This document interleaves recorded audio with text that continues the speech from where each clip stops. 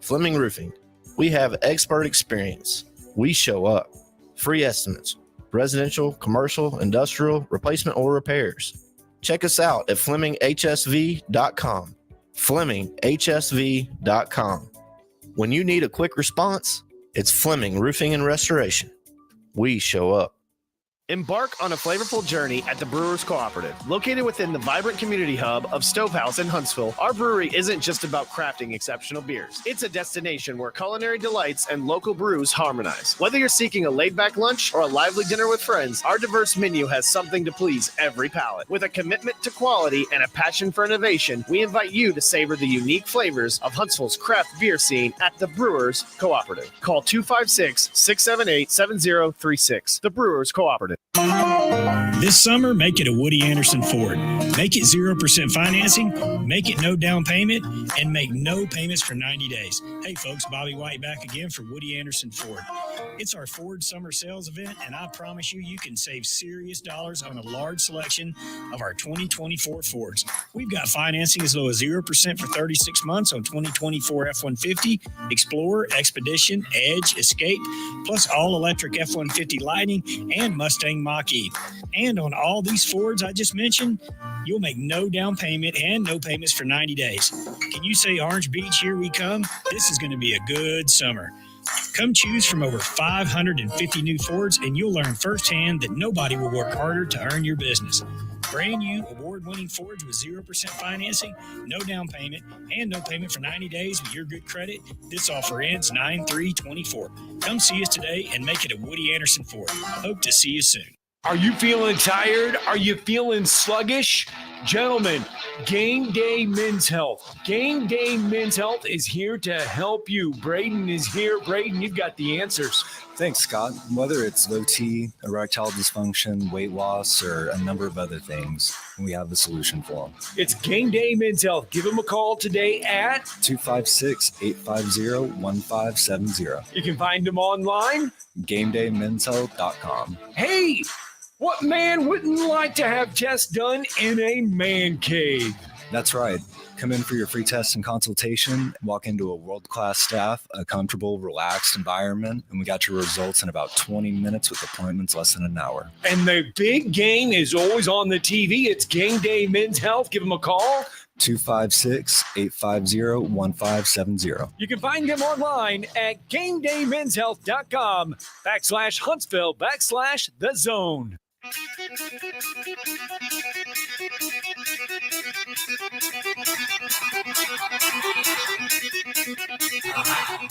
Welcome to Talkin' Ball with Scott Theisen and Drew DeArmond. Call into the Neighbors Wealth Management Hotline now, 256-576-4977. That's 256-576-4977. Now, here's Scott and Drew. There you go. We're back. We're live. We're brand new. It is Talking Ball. 97.7 ESPN The Zone. Scott Theisen, Drew DeArmond. Welcome into the show on a Thursday morning. Wow. We've already, huh? Oh, we've already made it through 4 days. Well, 3 days. We're going to make it through a fourth one here in less than 2 hours. A lot of stuff to get through today. A lot of interesting news and notes and some nuggets to get through. College football, Major League Baseball, news and notes to get through. Yesterday was the Knicks Kids Luncheon, and we did get to hear from Nick Saban briefly yesterday. The coach talking about what he realized after 50 years of coaching. Well, I'd say the biggest difference for me is I was in a hurry for 50 years. I mean, I was like, what's next? So what's next? Just one thing after another from 7 a.m. to 10 o'clock at night. And now I'm not in a hurry. But what I realized is for 50 years, I didn't even know I was in a hurry. It was just a way of life. So that has been a little different. We still want to make an impact, but at the same time, we can kind of do that on our terms. You can kind of do that on his terms. He also talked about how he's going to be able to help college football, especially this season. Coach, how are you spending your time now that you're no longer coaching? Well, but I'm still involved in football. Having the opportunity at ESPN, whether it was doing the draft, doing SEC Network, doing game day coming up here, this next weekend, really in Ireland, in Dublin for the Georgia Tech Florida State game, keeps me involved in football. Do a lot of speaking, and hopefully try to impact the game in a positive way, based on the experience and the knowledge that we've accumulated through the years from some great mentors. Maybe we can help college football continue to be all that it is and more. There you go. Nick Saban, speaking of the Knicks kids luncheon yesterday. Yeah, it's usually a little bit earlier and had been for the last 17 years and was kind of the starting point off for the media and for fall camp to start under coach. But, now, as he said, they can kind of go at their own pace. He did mention that opener in Dublin. We kind of hit on it yesterday. Georgia Tech and Florida State will be opening it up over there. We saw Northwestern and Nebraska, I guess it was last year, do that and open it up, and it was a horrendous football game. But with two terrible football teams playing, but this year hopefully that'll be a different story. And but certainly coach is going to be very important to the history of the game. And some of the best moments of that Knicks kids yesterday was Miss Terry telling stories, and Coach Saban was so involved and process oriented with football and having everything on a schedule. Yeah, that you can go to McDonald's, go through the drive-through, and not realize they take credit cards. Which is what Coach Saban asked Miss Terry when she got the credit card out to pay for it. And I believe he said it. He said, "You mean they take credit cards at McDonald's?" The last time he's probably been in a McDonald's drive-through, because, look, he never left the complex much. He probably paid cash when he was a kid. Yeah. I mean, debit cards came along in the early 90s, man. I remember, because my father was vehemently against them when I wanted to, he looked at it as a credit card. And so, I know. When my mom first, because I'll never forget. I'd come home from college on a weekend, right, and we go into a store, and my mom takes out this card and she starts using it, and I'm like, "Does Dad know you're using the credit card?" Yeah. And she's like, "Oh, no. It's this thing. It's called a debit card. It's just like a credit card, but it uses your bank account." And I'm going, "Huh?" Well, I'll never forget it, because I've been with Redstone for 25 plus years, and they sent it in the mail, and I was like, "What is this?" Like, I mean, I knew there was an ATM card, right? So you could take cash out. Yeah. And they were saying this is an ATM bank card, or, a debit card. And I remember turning to my dad, hey, Dad, can I go ahead and activate this? No, any circumstances do that. You just, about to panic, like, in other words, you'll go out and spend $2,000 and be in debt. And then you just figure out, realize okay, that it's tied to your bank account. It's tied to your checking what account. What you had now, if you keep spending, you're going to end up, your ass is going to end up in a sling. You know what I'm saying? So, at least, I mean, you might have a small line of credit, but once you eat through it, it's just going to be negatory. Yep. You do, and you heard Nick Saban bring up the Florida State Georgia Tech game. Right. By the way, Florida State is an 11.5-point favorite there in Dublin. However, Brent Key is 4-0 against ACC ranked opponents. Interesting. I mean, he's a former Nick Saban assistant. Has to give. Yeah, something will give. Either Florida State will win by 11.5, cover the spread, or Brent Key is going to take his first loss against a ranked ACC opponent. I'll just say this, and then no disrespect to Georgia Tech, and Mike Norvell has done a remarkable job, and they were heartbroken last year when they didn't get a chance to be in the playoff because, as we all know, down the stretch, they had too many injuries and just weren't the same football team. Okay.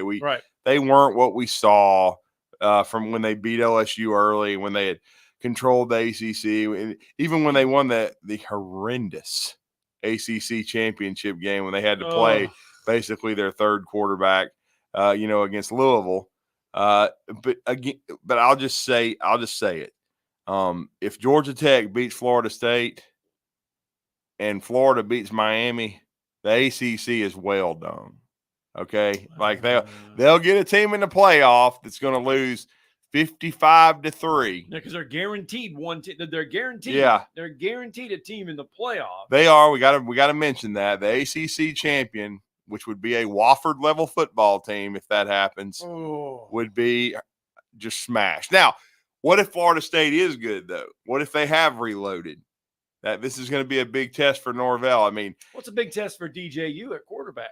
Well, DJ Uyunglele, yeah. I mean, his third school, he had a great season. He's JT Daniels. Did how many schools? But he's performed better than JT Oh, Daniels. I guess. I mean, he's not ending up at Rice in front of 2 dogs and a cat and letting people in free. No, but he had DJU. He found his stride. Yeah, he had a good Oregon year. State. You're talking about Oregon State last year. He had a good year at Oregon State. But his coach left to go to Michigan State. Right. And so he left, and now he's back in the ACC. And I mean, and nobody wants to play in the Pac-2. I mean, come on. They're running commercials like they're a conference, for God's sake. Oh, they are. They're doing hype videos and all hype this other videos. Stuff. Oh, they got a conference. Look, if your conference has a commissioner, you got to be somewhat. We need to have your son on the show as a correspondent live from Oregon. Yeah, we do. We need to be like, hey, man, you've been going up and down the roads. Probably still getting, not self-service gas, but so, you pull up and they pumping your own gas. Like, are they talking about Oregon State at these gas stations at all? Like his where he's at is really close now to Corvallis. Oh, well, okay. They need better. Are they talking about the Beavers? They don't care about the Beavers out there. Oh, they don't care. They care about the Ducks. It's a state controlled by Oregon, I guess. They care about the Ducks, but they don't care about college football. They don't live it, breathe it. Oh, we understand 365 like we do. I mean, and I know your son spent some time at Oregon too. We've talked about that. Yeah. So, but anyway. 256-576-4977. If we called him now, it'd be like, well, we're not going to call him. We'd give him some notice. We're not just going to hot call him and have him wake up. It'd be like, I mean, he would. I mean, we'd at least let him try to have some coffee or something or some caffeine. Yeah, I wouldn't do that to him. I would. Oh, Lord. I would. You're going to hang him out to dry like that? Yes, I would. Good Lord. Jeff from the borough is with us. Son, you're on the air live. I didn't tell you. I'm not just calling you to say how you doing. You're a guest on the show for the first time since you committed to Southwest Oregon. Yeah, 2 hours. You're on a 2 hour you're 2 hours behind. Is the sun up yet? It's only 5:10 your time. Is it dark outside? Oh, Jeff from the borough with us. Good morning, Jeff. What's up, Jeff? How's it going, guys? You do it to anybody else when you want to do it to him. I didn't say. He said it's his own son. I didn't say to do that. What I want to say, guys, I don't want to say though is I know the Olympics have been going on sports, but I do you talk about Kentucky football not doing anything. Well, I can guarantee you this: there's a sport that'll never be in the Olympics, and that's American football. Well, I don't think so. It's not an Olympic sport. I just don't think it is. The U.S. play Mexico in a gold medal game with helmets on and shoulder pads. You'll never see that. No, I don't think so. The game play with the round ball, FUTBOL. You'll see it's all over the world. Yeah, they need to get baseball and softball back, though. In order, they will in L.A. Baseball and softball is coming back in 4 years.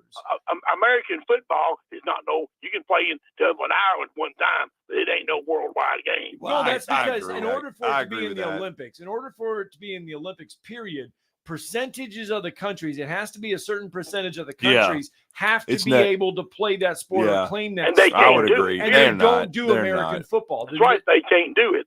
They don't play. There's not enough countries that play American football for it to be in the Olympics. No. Yeah, agree. It's not proper over like it is here. There's not no countdown. It's always food. Oh yeah. It ain't like that. No, it's if they're talking about football over there, it's soccer. Yeah, it's football. FUTBO. Yeah, FUTBO. Yeah. They call it. That's what they call their football. It's right. Round ball. That's what they call it. What I did want to say though, I don't know if y'all saw it 2 days ago. Will Levis introduced a perfume it's called Parfume. Yeah, I've got that ready to go. He brought with Hellman's. It's called Will Levis No. 8. So here. This is the ad.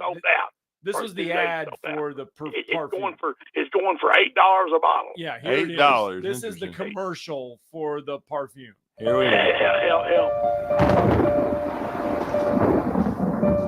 Is that the thunderstorm like Garth Brooks? To define you. But you are the ingredient to your own success.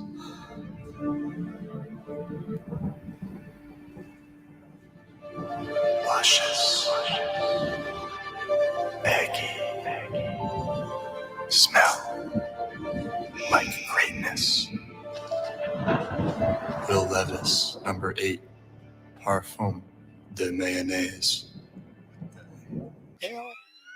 Jeff, did you write that script? No, I did not, but I know. I know you love Will.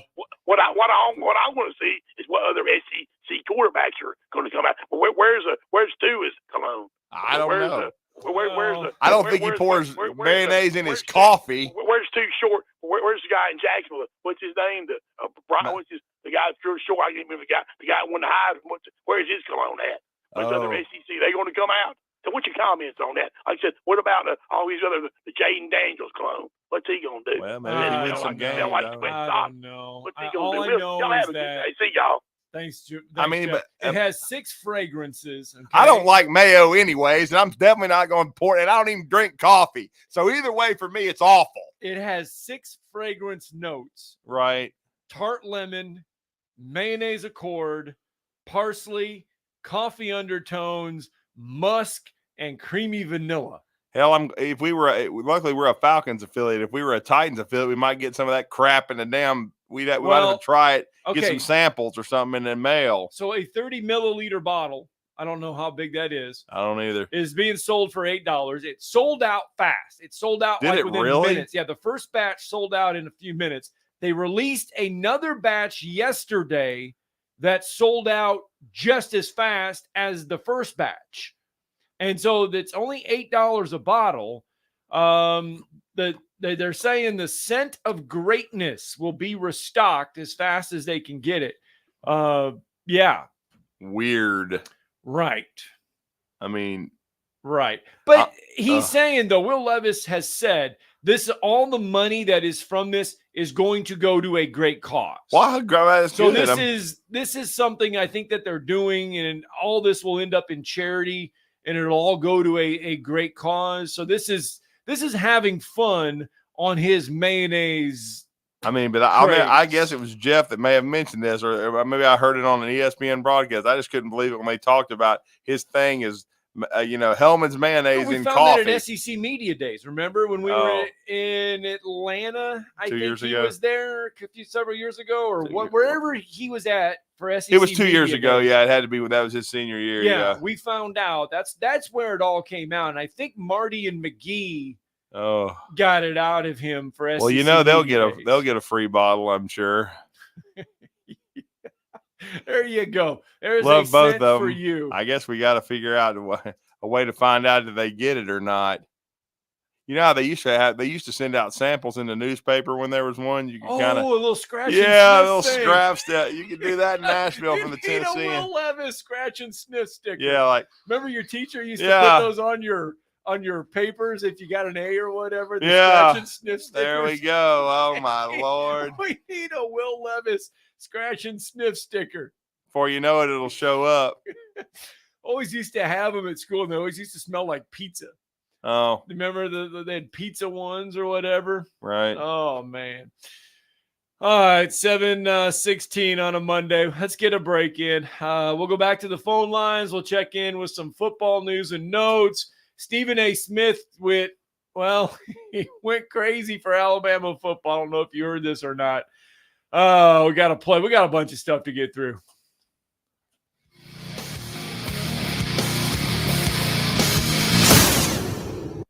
You're listening to Talkin' Ball on 97.7 ESPN, The Zone. still not seeing any snags for your ride in. Traffic continuing to roll along in pretty good shape. You be careful this morning. Try to keep it that way for the entire ride. Officers, construction workers, and first responders put their lives on the line every time they step on the roadway. You could make it safer for them. Slow down or move over. It's the law. Captain Nick in the Valley Skywatch Traffic Center. No representation is made that the quality of the legal services to be performed is greater than the quality of legal services performed by other lawyers. This is Wes Neighbors sitting here with Stan McDonald. Stan, tell everybody why you're the best damn dirt lawyer in North Alabama. Yes, Wes, at Jacob Title and the Stanton Law Firm. You know I'm a dirt lawyer, and a lot of our friends know that, which means we specialize in real estate. Now, if you own real estate or you're buying it or you're selling it, you need to do a closing, but a lot of times there's legal issues associated with that. We're a great group to talk to. My son, Lewis McDonald, heads our commercial closing division, and we approach your real estate needs very seriously. We seek to be the premier real estate closing company in North Alabama, and we do it in such a way it shows that we're experienced, we're for your success. We like to handle your real estate needs the same way Coach Dan Reeves used to say, never let them see you sweat. And that's going to be to your benefit, too, when you visit us at Jacob Title and the Stanton Law Firm. Our website online is jacobtitle.com. Download the Talk Radio WZZN app and catch every pitch of the Rocket City Trash Pandas. Now a launch job into deep right. Back on it goes Veras. He's at the tracks. He looks up and it's out of here. Joyce ready to go again. Next offering.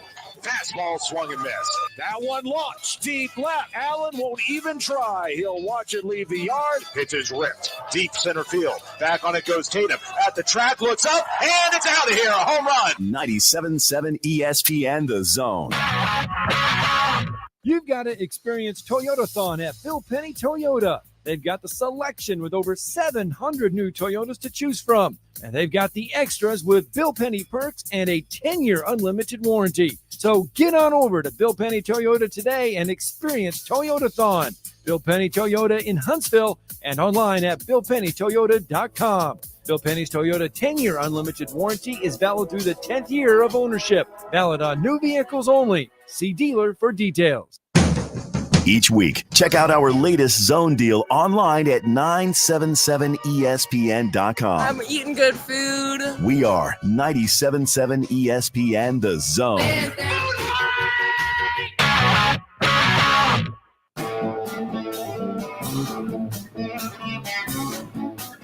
Welcome back. Talking Ball, 97.7 ESPN The Zone. Scott Tyson, Drew DeArmond, welcome in. 256-576-4977. That's how you can be a part of the program this morning. Let's visit the phone lines real fast. Mark from Spring Hill is with us. Good morning, Mark. What's up, Mark? We got you. We got you, Mark. Yeah, can you hear me now? Yeah, we got you. Okay, hey, Drew, your name was brought up to replace Harris on the sideline for Alabama sideline reporter.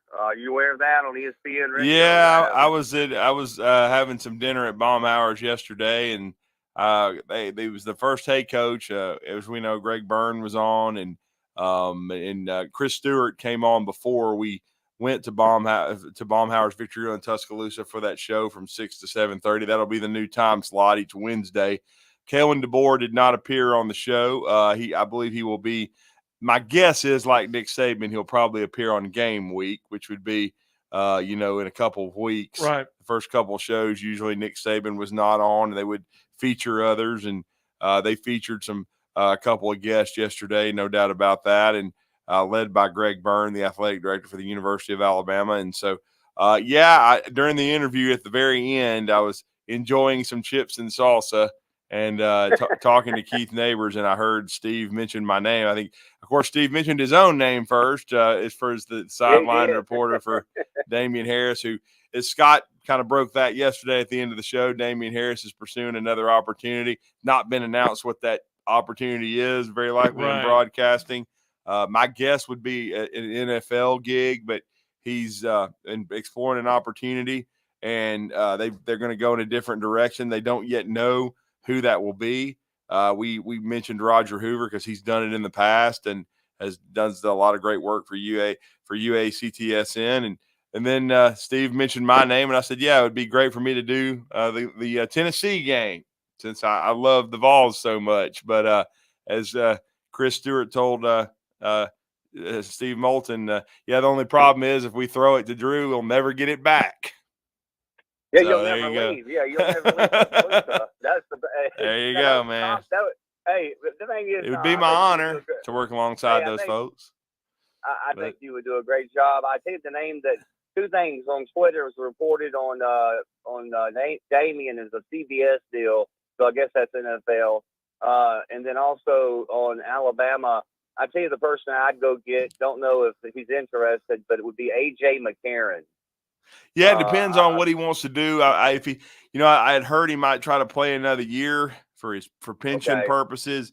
We'll see. I mean, he's played 2 years in the XFL and then the UFL. With the St. Louis Battlehawks, been their starter. Got hurt this year. I don't know because he's already done some stuff for ESPN and done a little bit of things and been good at it. I do think he would excel. No question about it. I think he'd definitely be a candidate. Another guy that I would be in favor of. Now, he's already got a gig with Atlanta Falcons pregame, but he was in the mix for the color analyst job several years ago, is Mike Johnson, who does mornings also in Atlanta. But I think he would be another one on Saturdays. Of course, he'd have a very busy weekend, but on Saturdays, I think he would do an outstanding job on the sideline as well. Yeah. How about Wes Neighbors? I'll hang up on that one. I'm serious. Is Wes too busy? No, Wes would go up and down the sidelines one time and be like, "Look, I gotta sit down for a little bit. I'm done." Hey, he'd be like Kennedy back in the day. It's too hot down here. It's hot. It's 100 degrees down here. Back up to you, Eli. Yeah, back in the day. All right, thank you guys. Yeah, I mean he's got 11 grandkids and he's got a huge family and he likes to spend time with them. Yeah, exactly. I mean, can I just do it from? He'd rather do it from a suite. Can I do it from the beach house? No, a suite in Tuscaloosa inside Bryant Denny Stadium inside the air conditioning. Yeah. You know what I'm saying? Let's stay on the phone lines. Let's go to Johnny on his cell real fast. Good morning, Johnny. Johnny. Hey, good morning. Good morning, guys. So I keep trying to analyze season coming up and just want to get your take. Is it when you have the athletes that Bama has, right, and they go through this coaching change, if you're an opposing team, you're an opposing coach, how do you scheme for these guys? You've seen the Nick Saban defense for 14 years. You've seen the plotting offense we had last year. You're not going to see those anymore. Where's your advantage in the coaching staff now? And I understand with the headsets and things like that, you maybe to make your adjustments quicker. But I just think that's an X factor not many people are talking about. And the one thing that's missing from the Georgia staff, and we always talk about how Saban, replaced, coordinators all the time. Monken's not calling the plays for Georgia anymore. And there was a significant drop off last year in Georgia's, explosiveness from the year that they won the titles. And I'll hang up and take your take. Well, Johnny, the one thing I will say in Georgia's defense of not being able to win the title is, and Alabama's had this happen, and that's what it's something you can't control when you for half a season when you don't have Brock Bowers at his zenith, and you don't have him at your disposal, right? And then McConkey gets hurt too, and Rosemary Jack Saint had a good year, but he's not those two guys. Yeah. And then you had John Edwards, you had a good back, but you didn't have what you're used to, which, as Brooks Austin has told us a few times on the show, and Anthony Dasher, who both do a great job covering Georgia, a dude like every year, pretty much from the first year Kirby got there in 2016 with Nick Chubb and all them, all the way through until last year, they had a guy that you were like in the backfield, NFL running back, that you're a draft pick. Yes. They didn't really have that last year. And so, they don't get out of Jordan-Hare Stadium if Auburn doesn't forget how to cover Brock Bowers. Brock Bowers was healthy at that point. Yes. I mean, he I thought he was a Heisman candidate, and he was. That how big of a void he will be this year for that Georgia program. He was the best I've ever seen. He's the second best. He's the best player that I've ever seen at Georgia because I only saw tape of Herschel. Like, I didn't see him live. Herschel's obviously in a class by himself. But Brock Bowers was that good. And Ladd McConkey will have a long pro career. He never got probably as much credit as he should have gotten. Okay. Right. So I just think overall, when you look at it, Georgia, they weren't as healthy as they needed to be heading into that game. Still had chances to win. But, you know, I thought Jalen Miller had some defining moments. I thought Kirby didn't have a great game plan. Saban outcoached him, but that's kind of a broken record.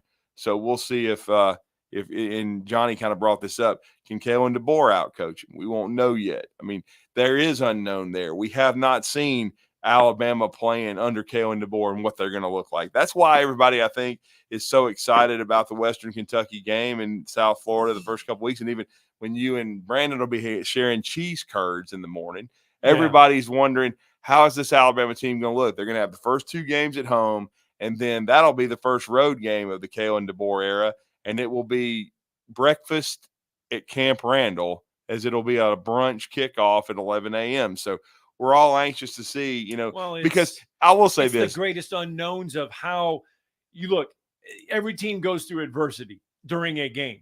It happens. How does Alabama react under Kalen DeBoer? We've seen how they reacted under Nick Saban. How do they react under this new coaching staff? That's part of the unknowns. Well, it is, but I mean, I just think overall, when you look at it, what kind of separated Nick Saban by the year 2 and when Alabama started making that jump is Alabama became known as road warriors. And what I mean by that is they would come in and burn your house down. Okay. Like, matter of fact, early in Saban's career, especially, and Hugh Freeze brought some of it up, a lot of Alabama's losses, the few that there were at home. They would go on the road and just decimate you. It was a singular focus. Georgia learned the hard way in 2015 when they decided to taunt Alabama and go out there and start dancing at midfield when it was raining. I had actually picked Georgia to win that game until they did that. Then I was like, they're going to get the hell beat out of them now, because you don't tug on Superman's cape. You don't sit there and basically talk junk to them, make fun of them. Nah, not going to happen. You're fixing to get your teeth knocked out. Because I think Georgia was soft under Mark Richt. Richt did a great job in his tenure there overall, but they were soft, and Alabama, you know, won that game resoundingly. I was just going to say, last thing, it seems to me, though, that Kalen DeBoer is coming to Alabama with a humongously solid resume on the offensive side of the ball. Yep. I mean, to me, it almost feels like I'm getting a guy with the reputation and the ability to score points like we kind of had with Kiffin and Sarkisian. And I don't know what we've got with the Swarm defense, but and like I said, to me, that's a variable. However, I'm willing to think that, you know, once again, nobody else knows what they've got with the Swarm defense either. And the 4-2-5, you know, it seems like it's maybe the new model for what we need to face down some of the high-powered offenses, you know, but you got to be able to control, as long as you can control the run game in a 4-2-5, with the Husky being able to drop into the box, then, you know, maybe that's what the new model is going to be. But I do think that DeBoer is going to unlock some stuff in Milroe that a lot of people are going to wish he had. Well, I mean, the returns are very favorable early on, in fall camp, and so far for Jalen Milroe and how he's improved even from the spring. He did have a strong first scrimmage. We'll see what happens this weekend. And Ty Simpson's had some strong play as well. I think it's a deep quarterback room. I think Dylan Lonergan's an outstanding prospect that we talked about last year. And they've got a developmental guy that they brought with them in Austin Mack after Julian Sand left to go to the Suckeyes. So they're still in very good shape in the quarterback room. Should be a fun year. Yes, sir. Thank you. All right, thanks, Johnny. Yes, it should be a fun year, and it's coming quickly. Let's get a break in. When we come back, the biggest threat to Georgia in college football, Stephen A. Smith weighs in. He got a little excited about this one. We'll let you listen.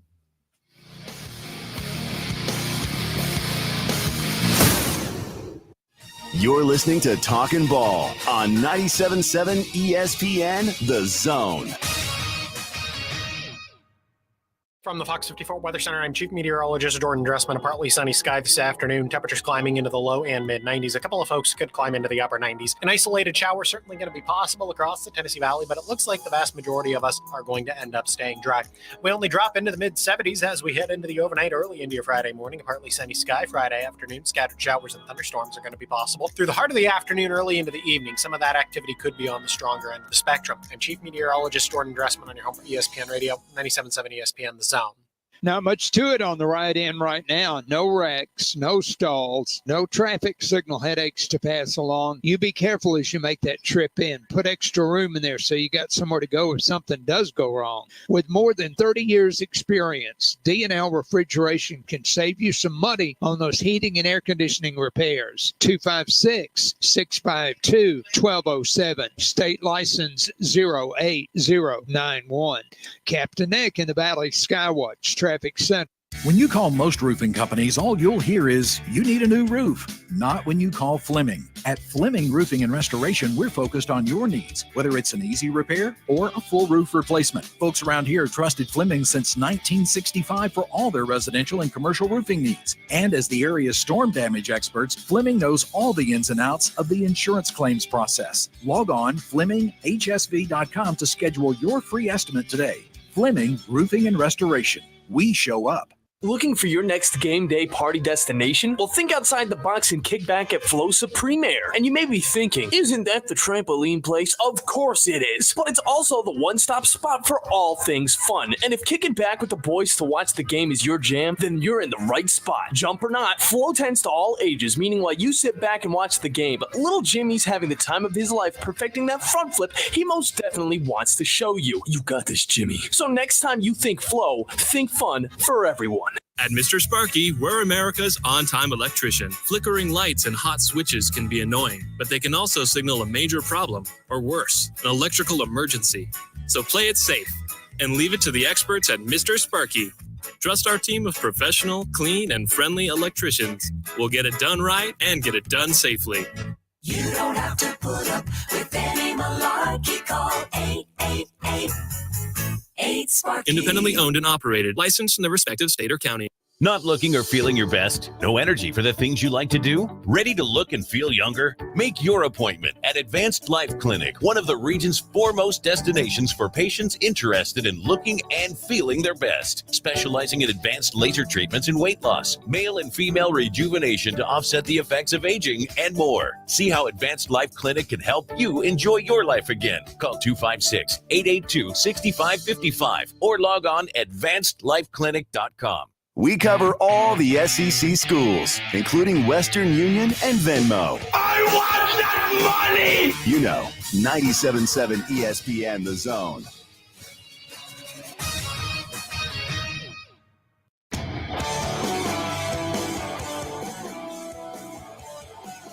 Welcome back. Talking Ball, 97.7 ESPN The Zone. Scott Tyson, Drew DeArmond, welcome into the program on a Thursday morning. So, the silly season, though. Who's the biggest threat to this person or this team and this team?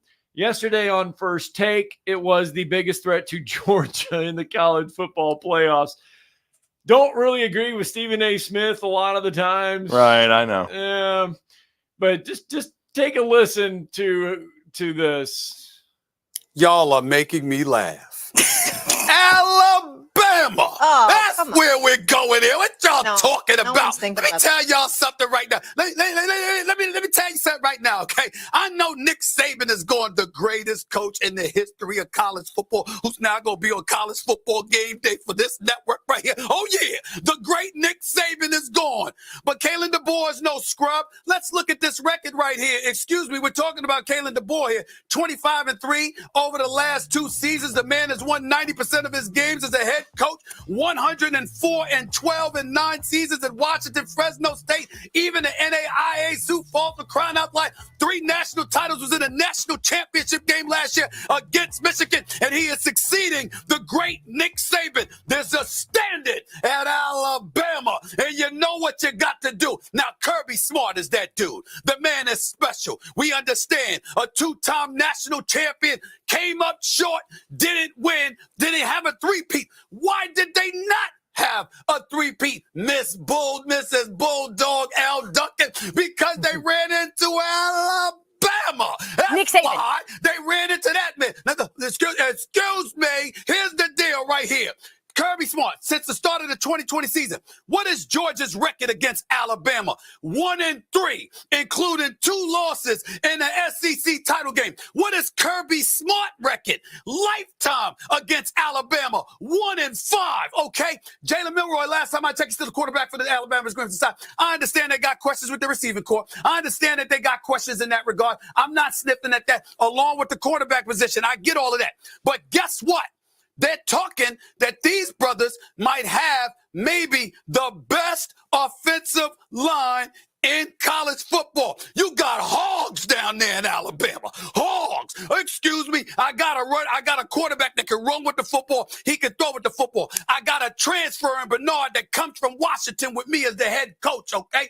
And then I got some big boys, the meat and potato brothers. Brothers sitting up there eating big globs and globs of beef in the morning for breakfast. When all else fails, give them the ball, wear you down, chew out the clock, beat you up, stomp on you, roll over you. That offensive line, hard country down in Tuscaloosa. We're talking about Alabama.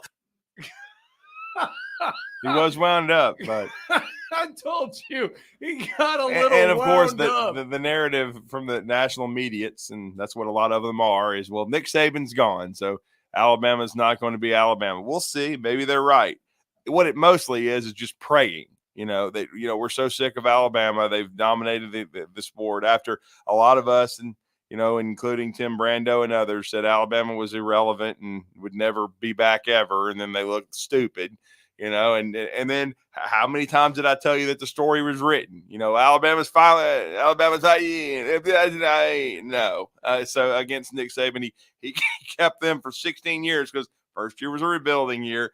But for 16 of those 17 years, they were dominant. So We'll see. It's going to be different. Is he right? Does Alabama have one of the best offensive lines in They the have country? the potential to. I mean, if Caden Proctor can build on how he finished, and then Wilkin Formby, and, yesterday Alabama had their media availability. It was all offensive yesterday, Yes. Scott. And We're they going to had hear from Kapilovic here. In Yeah, a exactly. second. Yep, You were going to talk about coach. the Yeah, offensive line, he was yes. asking about the right tackles and the progress. And I just think, Wilkin Formby sounds like he's coming into his own. If he can be a really good player as a, redshirt freshman, then I think, and Brailsford seems to be settling in at center, they have the potential to be. Now, it's still a work in progress, but Stephen A. didn't mention them by name, but the strength of the offense could very well be, Jam Miller and Justice Haynes. And so I just think that running back combination is not being mentioned enough, as I think it's going to be the best in the Southeastern Conference. And so, and if it is, Alabama will have balance. And Kalen DeBoer, Nick Sheridan, who also spoke to the media, Jamarcus Shepard, all those guys, met the media yesterday. They're going to have that passing game is going to be better. Okay. Because again, Milroe has played for a year. Stephen A. kind of brought that up. But the receiver core that they have quote unquote questions about, I think there's going to be answers emphatically because I was looking at Big Game Boomer. He's the king of these stupid 50 item lists. It's the dumbest crap that I've ever. I mean, it makes my head hurt. Like, I mean, interior offensive. I lineman. know his top 50 was the biggest question or weakness for every football team in the top 50 in the country or whatever. And I think it was alphabetized. And with Alabama, he said their weakness is going to be wide receiver. Well, I was like, puff, puff, pass, because you don't know anything about Alabama personnel as usual, you moron. So we mentioned the offensive line. We mentioned all that stuff. Chris Kapilovic yesterday talked about Wilkin Formby and Elijah Pritchett. I think that Wilk does a great job of understanding the scheme and what we need to get accomplished, right? He makes the good calls. And he has the tools to be a very good player. Pritchett, when he's playing hard and kind of playing with a little edge to him, he can be a physically dominating player. And when that shows up, he does a really nice job in pass pro and the run game. So we're just looking for a little more push from Wilk, and then we need a little more consistency from Pritchett. And we have two really good players. It all starts with trust, right? Like, he knows exactly what to do. He knows how to handle all the different situations that can come at you from the different pressures and things like that. Then you're looking for the guy that can be the most physically dominating player from that group, right? So you would hope by this time at camp, they understand exactly what we're doing and getting to the point where we got trust in both of them, and then it's who physically can win the battle, you know? And again, I have no problem. If two guys are improving and doing a good job, there's nothing wrong with playing two guys out there. And, you know, that's Coach Cap that you just told the fans and our listeners. And that second comment that he was given about knowing what to do and executing and doing his job was Wilkin Formby. And, of course, before that he was talking about the physicality of Elijah Pritchett. So it does sound like, at least for the first two games, Scott, we could see two guys at the right tackle position. I think Wilkin is ahead, but that's no diss against, Elijah Pritchett, because he is going to be the swing tackle, in my opinion. Like Vandermark, the transfer from Michigan State that, Cap coached for the last several years, he's going to be the swing guy at the two guards and center if somebody gets banged up. Well, I think when you have three tackles, one of them is usually a swing tackle, and Pritchett, who I think can play both sides, is going to be that for Alabama. And I think the competition, as you just heard them mention, is so close that in those first couple of games, I think they'll probably play both guys. I think everybody will be watching that very closely.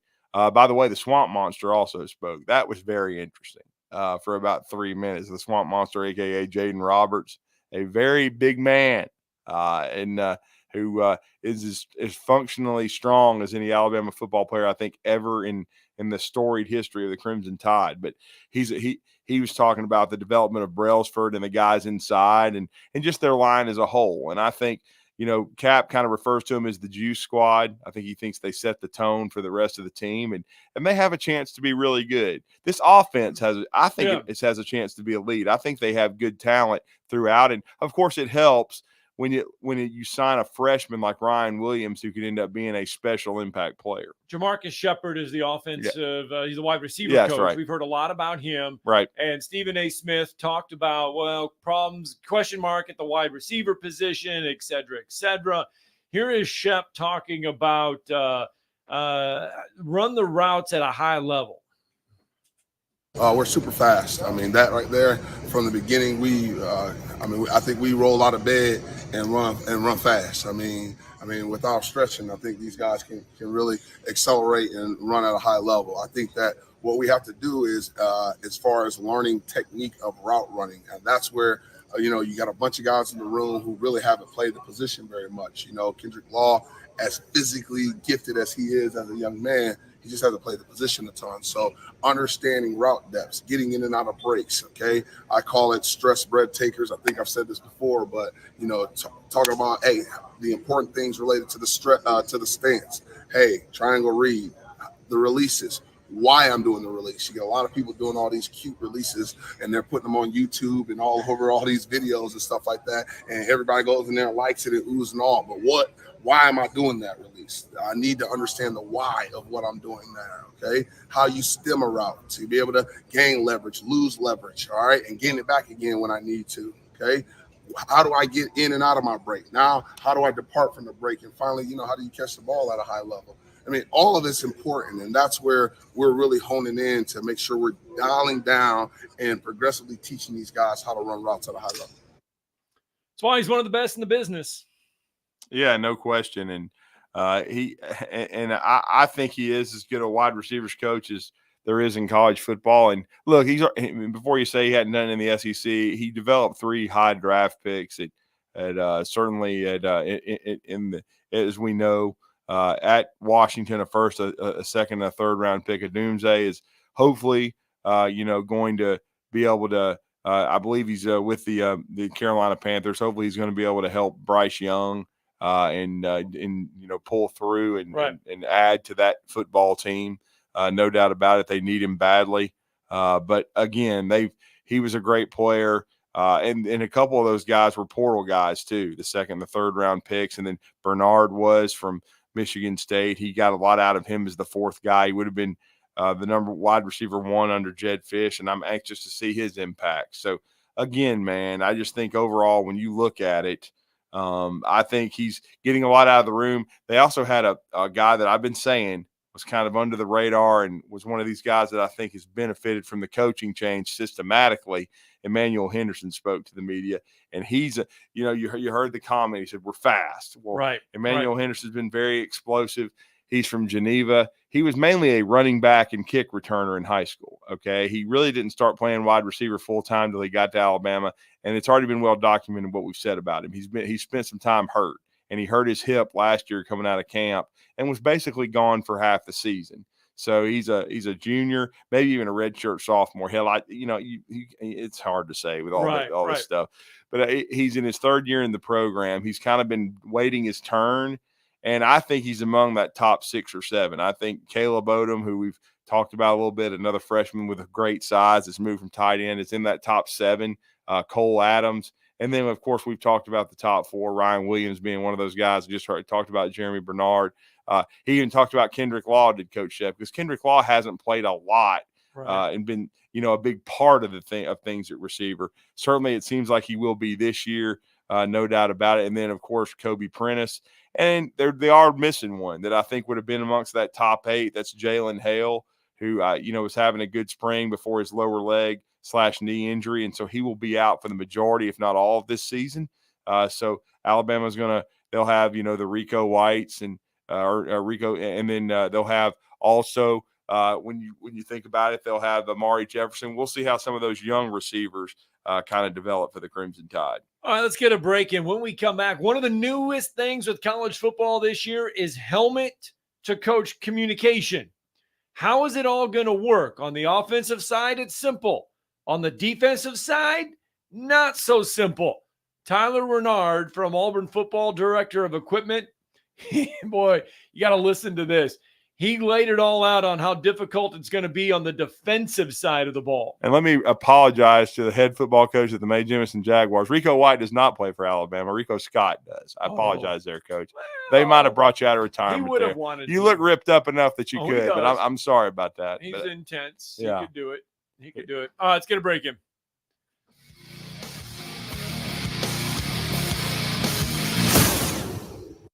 You're listening to Talkin' Ball on 97.7 ESPN, The Zone. Still looking at a clean slate this morning. Traffic at a heavy level all across the valley. We're about to wrap up those school zones very shortly. You be careful on your ride in. Right now, though, it looks uneventful.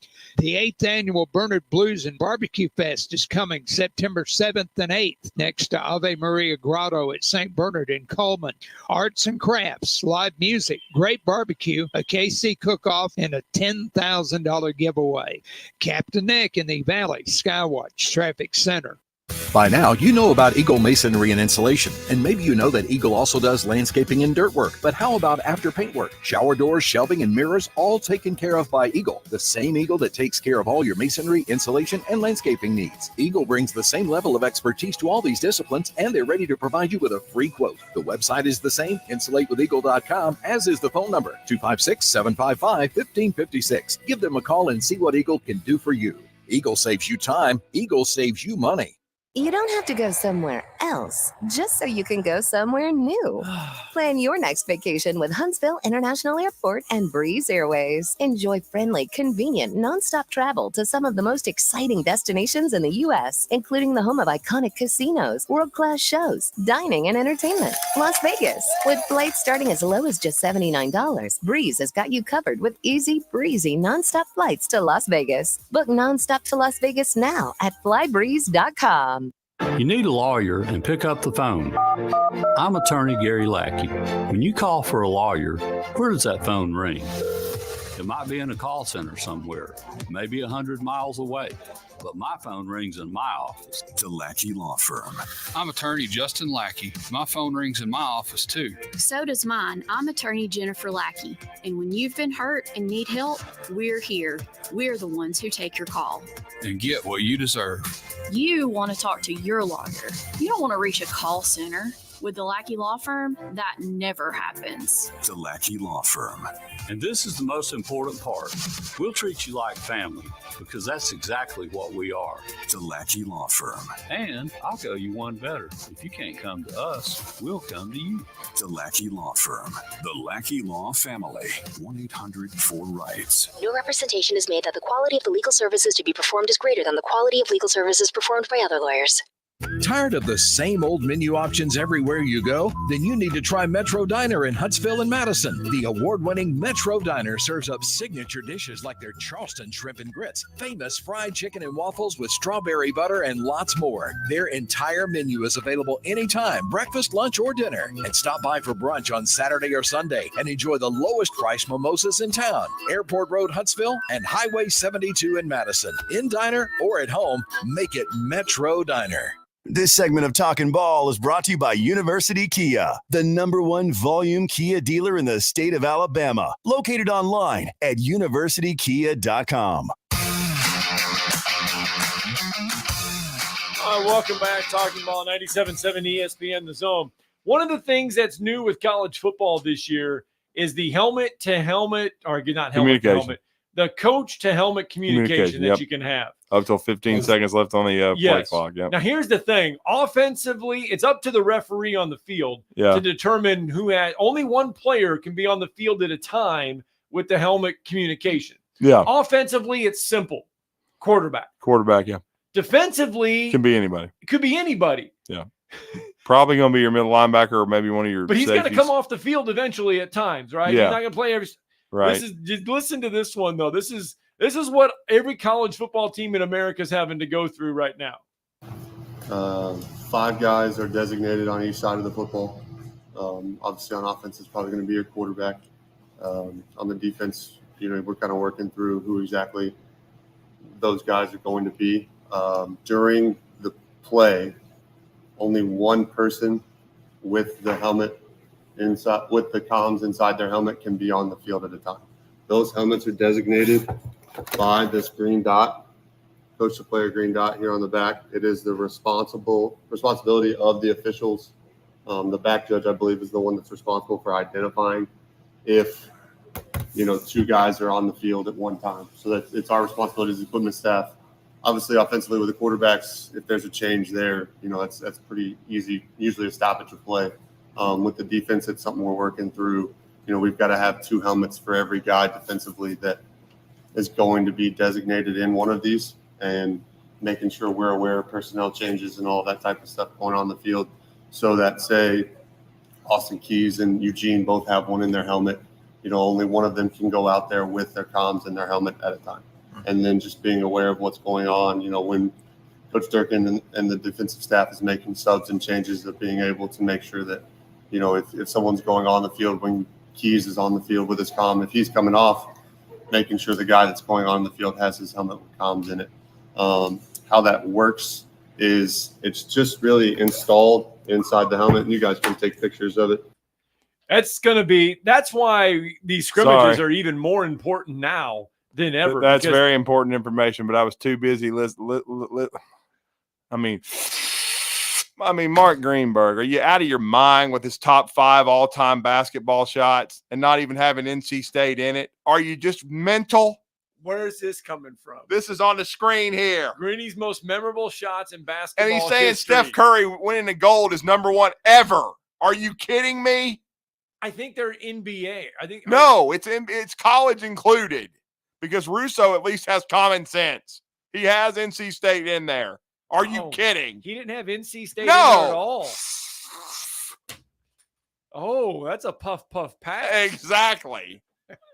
Somebody had more than mayonnaise in their coffee. Oh, my goodness. Sorry, I got distracted. That was great stuff from Auburn and talking about the communication. There's 5 guys that has communication. But I got distracted when I turned around and looked, and I'm like, what in the hell are you putting on the screen? Squirrel. Oh, my God. Anyway, so we sidebar that with that helmet communication. That's why scrimmages are important right now, because, yes, you're going through all this other stuff, but these teams are building in moments like this so that they can get used to the little things like the tablets on the sidelines going in. Now you can come off the field and you can look at an iPad because the SEC will be using iPads. You can look at iPads and go over just photos of videos of everything that has gone on during that series. Yeah, exactly. And now you got the helmet-to-helmet communication, which is going to be good. It's what the NFL has. But you've got different guys that could come off the field, and these equipment guys are going to have to make sure. Oh, they're going to have even bigger workload. Yes, I mean, this is going to be instantaneous. It's going to be very interesting, but a lot like the NFL. But again, all those that Bandy was telling us, we got a lot of people watching on you. I was not mocking Auburn. I was just mocking Mike Greenberg. No. What the hell was that? At first, I was like, I was signaling to you. I was like, look at this screen. Why are you? I know. Well, I mean, you do this a lot. Yeah, I don't know. Sometimes, well, I'm thinking helmet to helmet. I'm like, wow, you're really liking this helmet to helmet stuff. Really and then you're thinking somebody's on cocaine. I mean, where is Eric Clapton? On cocaine. Well, no, it was crazy because I walked into the Full Moon Barbecue and that's exactly what was playing. So I thought that's the Philip Fulmer mantra right there. Cocaine.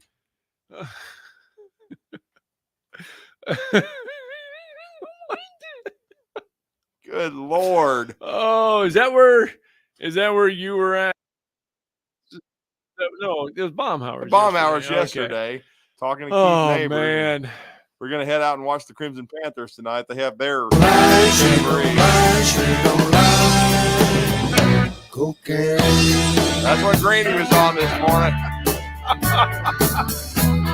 Oh, boy. If you do not have NC State as an all-time basketball shot in your shots of shots, you are on cocaine.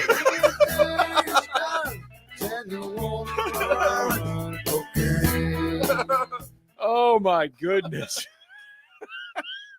And then Christian Leitner wasn't in it either. I mean, at least Mad Dog had both of them. Oh, I think he did. I think Grady may have had Chris Jenkins in there, which is Villanova, but I understand that. But good heavens to Betsy, man. Oh, that's why they pay him millions of dollars to suck. And have 50,000 vacations, more than the Czar. All right. We got to get a break in. This is Brent Musburger's VSiN Action Update on 97.7 ESPN The Zone. Check out VSiN's catalog of original podcasts, daily and weekly programming to keep you in the know when you're on the go. Only at VSIN.com. Now, here are the latest lines from my guys in the desert. The college football season's quickly approaching. Alabama among the favorites to win the national title heading into the season, plus 1,400. That's currently fifth among bettors. Auburn at plus 15,000. Georgia the favorite to win at plus 280 with Ohio State right behind them at plus 400. Big win for the Atlanta Braves, 13-2 over the Giants in San Francisco on Wednesday. Atlanta's fifth among bettors, tied with Milwaukee at plus 1,000 to win the NL pennant. The series wraps up today. Atlanta minus 105, San Francisco minus 115. 7-6 Max Fried starts for the Braves, while 10-8 Logan Webb scheduled to get the nod for the Giants. That's the VSiN Action Update on 97.7 ESPN The Zone. I'm Chuck Sanders. WZZN, Union Grove, Huntsville, Alabama. 97.7 ESPN The Zone. SportsMed is the official team physicians of the Rocket City Trash Pandas. And if the pros trust SportsMed, you can too. SportsMed provides every service you might need for complete orthopedic care, specializing in orthopedic surgery, sports medicine, joint replacement, spine surgery, neurosurgery, and podiatry. And they offer their own brace shop, in-house full-body MRI, physical therapy, walk-in clinic, and so much more. 4 locations and on the web at sportsmedalabama.com. This hour brought to you by SportsMed Orthopedic and Spine Center. Online at sportsmedalabama.com.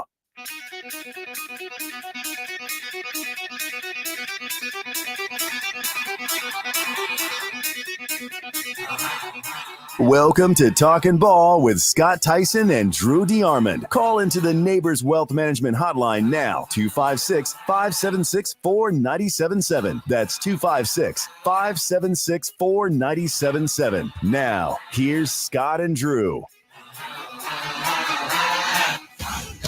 Oh, hour 2 of Talking Ball. Scott Tyson, Drew DeArmond. Welcome back in. SportsMed Orthopedic Surgery and Spine Center. They're dedicated to providing care that improves lives. And Mike Greenberg could easily come and use the therapy session for SportsMed Orthopedic Surgery and Spine Center. They are dedicated to improving care and improving his life if he would need to, because he's an idiot. Anyway. Well, our next guest is not an idiot. We're not calling him one. No, he's not. But if you have a moronic take, I mean, we'll put you up we got there. distracted. I mean, we just No, he totally shook us a little bit there at the end of the first hour. Yes, but that's okay. you know, it's been a while since we've caught up with our next guest. He's been doing it for 25 years. He's part of the great staff over there at Go, GEAUX 247, covering the Bayou and LSU football for 24/7 Sports. It's always great to catch up and get a fall camp update with Sonny Shipp, as LSU, in my opinion, is a team to watch. I had them pick 5th in Dallas in my preseason poll. I know they've been up and down people's preseason polls as far as expectations, but I think LSU with this revamped defensive staff is going to be a dangerous football team, and we're going to talk about that and more with Sonny Shipp. Sonny, good morning. Good morning, fellas, and you may be giving me too much credit because my wife tells me I'm an idiot all the time. No, well, I mean, come on, Sonny. You're good. We We just closed hour 1 with just some, I don't know. Just it is. I mean, Greeny's take was so bad it'd be like saying that Pistol Pete wasn't the greatest LSU basketball player of all time. You know, I mean, come on. I know they've had some great ones, Bob Pettit and all those guys, but Maravich is that would be, the dude. That would be bad. So yeah, but go ahead. Yeah, a lot of LSU conversation there. A lot of LSU football conversation to get into before we delve into all the particulars. Just how's camp kind of sailing along down there in Baton Rouge? Well, so far, you know, I think when you look around the SEC and you see some key injuries that have happened at other places, and of course, you know, you got to knock on wood, but so far LSU has stayed relatively healthy throughout camp. And then the guys who were hurt to end last season, John Emery Jr., he comes to mind. Zy Alexander, the starting cornerback who was lost in the Army game. You know, both of those guys are back in the mix. Javian Toviano, who was arrested late in the summer, he's back in the mix. So from from an all hands on deck approach, LSU has to feel good about where they stand right now from that perspective and looking at the roster. So I think that's probably been the biggest positive storyline that has come out. And then you flip it over to the defensive side of the ball. You know, I think you guys would agree with me that that is going to be the telltale sign for whether or not this team is able to make that leap into this 12-team college football playoff. And so far, I think you have to feel good about what you've seen, knowing that obviously you've still got a lot of work to do, but the guys have seemed to adapt pretty quickly to what Blake Baker's wanting to do, and he's wanting to simplify things. He's wanting to simplify things to where, you know, they can use that athleticism, they can use that speed to make plays and not have to think nearly as much early on in camp. Now, I'm sure as the season goes, they'll implement more. They'll make things a little more difficult to where guys do have to think a little bit more. But so far, I think you have to feel pretty good about where that defense is. Well, I would think so too. And I'm a big Bo Davis advocate. I think he's the best in college football at what he does. I thought it was a huge coup for Brian Kelly to hire him away to come back to LSU, his alma mater, and leave Texas, because he developed a first and second round pick, at D tackle for the Longhorns. They were really stout against the run. It's why they beat Alabama and Tuscaloosa, why they were a college football playoff team. And my stance too going into Dallas was, first of all, it couldn't get worse for LSU defensively, in my opinion. They had nowhere to go but up, but I thought they made good hires. Blake Baker did great work at Missouri. We saw that. We know what Bo can do. And then I thought Brian Kelly remedied something. Any new coach can make a mistake. He made a mistake, I thought, in letting Corey Raymond go to Florida. I thought he was a great fit and kind of an institution at LSU. We've already seen him make an impact in recruiting with DJ Pickett. But you get Raymond back, and maybe because again, Matt Moscone, who I know you know very well, and people that I speak with close to LSU, when you start saying that, I don't know if LSU has a pro in their defensive backfield, that used to be blasphemous to me. So to me, I think the defensive staff on paper looks stout. And I think coaching matters. And I know they still need to improve their talent in some cases, but your colleague Glenn West saying this far into camp that the front seven is looking like a strength, I think is a very extreme positive in my mind.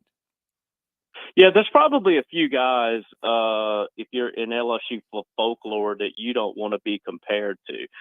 Lou Tepper, Right, Rosalini, okay, yeah. Bradley Del Pivito, Doug Mallory, and Matt House kind of joined that category. Unfortunately, yes, he did last year. Yeah. With what I think we can all agree was probably one of the worst defenses that we've seen, LSU field probably since 2020, when, we can still envision receivers running down the field, catching touchdown passes, and there's not a defender on the TV screen. Mm-hmm. And so, that I guess the word that I'm looking for is the upgrading coaches that you've talked about, I think is big here. Look, I don't think this defense, I think when you look at this LSU defense outside of Harold Perkins, when you look at it from a starter's perspective, you're not going to have a lot of guys hear their names called in the 2025 NFL draft from that defense.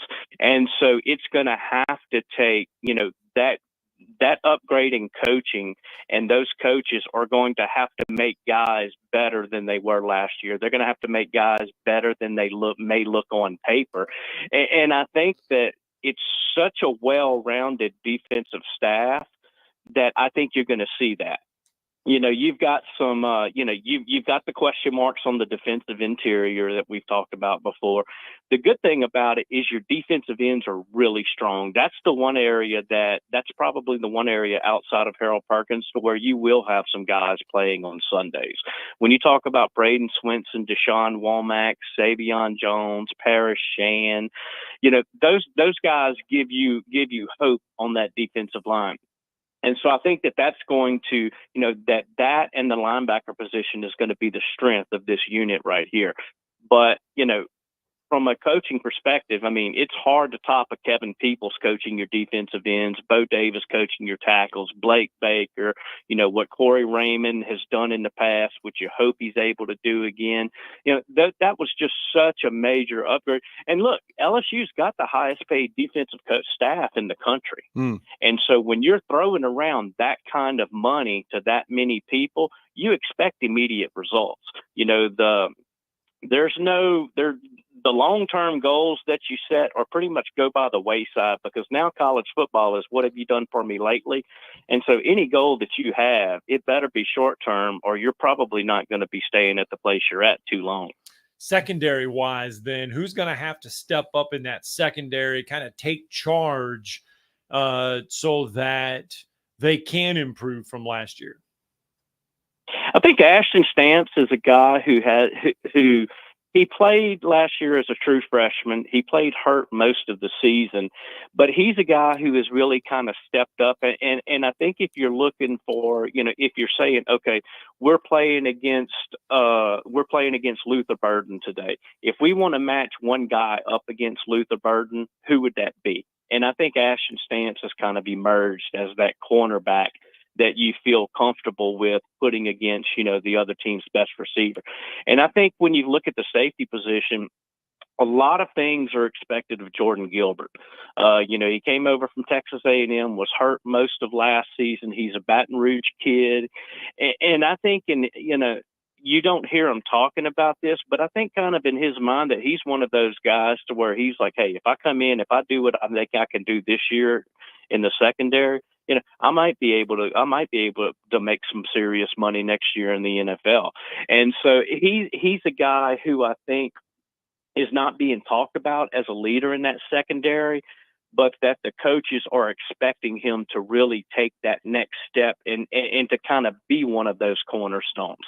I'm anxious to see, though, how they work out that star position, because with Major Burns, it's kind of I equate it to the old school rover that we used to see Mississippi State play so much, that we used to see some of the schools in the 90s, early 2000s play, to where you want a guy that you can kind of put closer to the line who can help in the run, but then he also needs to be able to cover. That's going to be an interesting position for me to see how they figure out, who that guy is. Is that guy Major Burns, who played last year at 208, but now they have him listed at 200? Or is it someone who is more in that 210 to 215 range, like a Kylan Jackson? He's a sophomore who played a lot last year. Is that potentially where you could see Javian Toviano end up if the cornerback spot gets a little log jam? So that's going to be interesting to see how they implement that position, because it's basically a nickel. And, you know,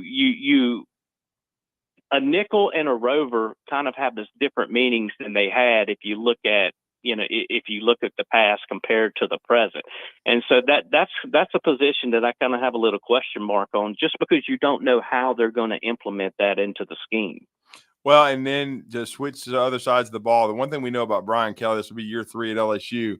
But what he did at Notre Dame, and even to a degree at Cincinnati, but especially with the Irish, is develop offensive lines. It was a huge project when he got to LSU, but now you could argue going into the season from tackle to tackle, and then he also developed tight ends. Mason Taylor, he's back as well. But as far as offensive line and tight end, they're in the top half, if not near the top of the SEC on paper going into the season. And that's huge when you're having to replace the dynamic ability of the Heisman Trophy winner at quarterback, 2 unbelievable talents at receiver that were first-round picks, and then, of course, losing your tailback as well. Does it start with the offensive line and even to a certain degree at the tight end spot for helping Garrett Nussmeier going into the season, Sonny? Yeah, I think so. You know, you got 4 starters back from what was a pretty good offensive line last year. You know, it's going to be hard to find a better set of bookend tackles than Will Campbell and Emory Jones around the country, I think. But having 4 starters back kind of lends you a little bit of nucleus there too. And I've mentioned this before, but I think Mason Taylor is going to be in line for an All-American type season. Yeah. You know, when you know, we're always looking ahead. And when you talk about the 2025 NFL draft, you know, LSU could have several juniors who enter the draft. Will Campbell, Emory Jones, Harold Perkins, those 3 jump out at you. Garrett Nussmeier has a big year. Who knows about him? But I think Mason Taylor is really in line for a big junior season. And, you know, they lost Mac Markway. He's opted to, you know, I think he's going to head back to the Midwest. But Kamorian Pimpton, you've got Tradez Green, the true freshman, who I think is going to be a big weapon out there too. And Joe Sloan's going to implement the tight ends into this offense pretty heavily. And so, you know, I think you nailed it from that perspective of, you know, what areas do they feel the best about right now? I think we'll start at the offensive line, probably go down to the tight end. And then, you know, with Garrett Nussmeier, we saw him against Wisconsin. We know what he's capable of, but it's doing it repeatedly, doing it consistently, doing it from week to week. And a huge part of his success this year is going to be on a more imaginative run game. You know, I thought that Mike Denbrock, you know, especially last year, you had Jaden Daniels who ran for over 1,000 yards, and you know, we know how dangerous he was as a runner. But I thought the run game was a little bit lazy. You know, it was either zone read right, zone read left. Well, you're going to have a lot more. You're going to have more options in it this year. You're going to see them run outside more. It's not just going to be an inside run game. And so I think that that's going to really, you know, how quickly the run game is able to get going to force defenses to where they, you know, they have to, you know, kind of pick their poison. I think it's going to really open up things for Garrett Nussmeier and for a young receiving core. And when I say young, obviously you've got a 5th-year senior in Kyron Lacey. C.J. Daniels has played a lot of balls. Xavion Thomas has too. Chris Hilton Jr.'s played his share. But it's not guys who have put up big numbers. And so, you know, it's kind of some unproven production. So how quickly those guys are able to produce, I think will be a big sign for this offense. But that run game getting going early is going to have to open some things up. And also give these guys some confidence, because you don't want these wide receivers to go into the USC game thinking that, okay, it's all on our shoulders on a big stage. You know, I think in a perfect world, you would like to kind of gradually see them become that wide receiver core that, you know, that strikes fear in some defenses' hearts. So it all starts September 1st. How big then is that game against USC for this LSU squad? In Vegas. In Vegas. I think it's huge. I think it's huge from a perception point. Brian Kelly's 0-2 in his season openers, 2 losses to Florida State. And I think when you have, when you've got a guy like Garrett Nussmeier, you want to get him off on the right foot. When you have some young guys who are going to be some relatively young guys who are going to be starting at other positions, I think you want to get that off on a good foot because. And it's not to say that, if you lose that game, LSU's not going to still win 10 games because we've seen them do that in the past. But you've got Nicholls State in week 2. And then in week 3, you're going to South Carolina for an 11 a.m. kickoff. I think people are kind of looking past that South Carolina game and just chalking that up as a win. But that's a game that I could see getting a little bit dicey. On the road, William Bryce Stadium, it's, probably, we've seen South Carolina play during the day a lot, and I think that that's probably one of the better morning/afternoon atmospheres in the SEC. And so I really think that getting off on that right foot against USC is going to kind of set them up for success. And so from my vantage point, that's a huge game. That's a huge game. I put the USC game right up there. And obviously the Ole Miss and Alabama games have different meaning because they're SEC contests. But if you're looking at the overall picture of the 12-team college football playoff and getting into that, I don't think you can drop that season opener against USC and then expect this team to go 7-1 in the SEC. Yeah, and I think if they get past SC and are impressive and can get to that Ole Miss after the bye and be 5-0, I think they're going to be what I predicted. I think they'll be in the mix for the SEC championship game. And then even if you don't get to Atlanta, though, with this new expanded playoff, Sonny, that'd be a definite college football playoff contender. Yeah, and that's what most, I think a lot of people, and I'm not sure how you guys feel about it, but a lot of people kind of say, like, okay, if you finish in the top 4 in the SEC, playoff, yeah, you probably have a pretty good chance of making that playoff. Agreed. And so obviously you enter the season, the goal is to win the SEC, but then you got to, then I think you start looking at the record. You say, okay, where are our trap games? Which games are going to really set the tone? Which games are going to determine whether or not we're in the top 4 of that SEC. And I think Ole Miss and Alabama are the 2 at the top of the list. And the good thing about it is you get them in Tiger Stadium. You get Oklahoma in Tiger Stadium. You have to go to Florida, but LSU has actually had some pretty good success playing in the Swamp of late. You got to go to College Station. You go to South Carolina. You go to Arkansas. So I think the schedule stacks up, when you look at it from a favorability standpoint, you got to like having your biggest, toughest games in your own backyard. Well, is there something with this team, though, that people are overlooking? That when the season gets going, they're going to sit there and say, wow, I didn't see that coming, though, with this LSU squad, but you guys are there all the time. Is there something that people are overlooking? I think the defense, and I think it's easy to overlook the defense as bad as it was last year. It's kind of I'm a kind of prove it to me kind of guy. It's nice to see what it could look like, but we got to see what it actually does look like. And I really think that the defense is going to surprise some people. I think if you're looking on the other side of it, and you're saying, okay, I thought that this unit was going to be better than it was. I think maybe you start with the secondary just because there's so many pieces that kind of have to fall into place. And so, when you look at the secondary, how good can you get all of those pieces to play together?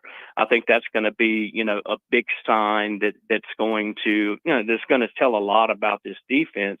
And, when it early on in the season, Miller Moss is not going to surprise me if he goes in there and throws for 300, throws for 3 touchdowns, and that game turns into a shootout, especially after what we saw him do in the bowl game. And so, I think the defense is going to have some, they're going to have their communication gaps. They're going to have some issues early on in the season.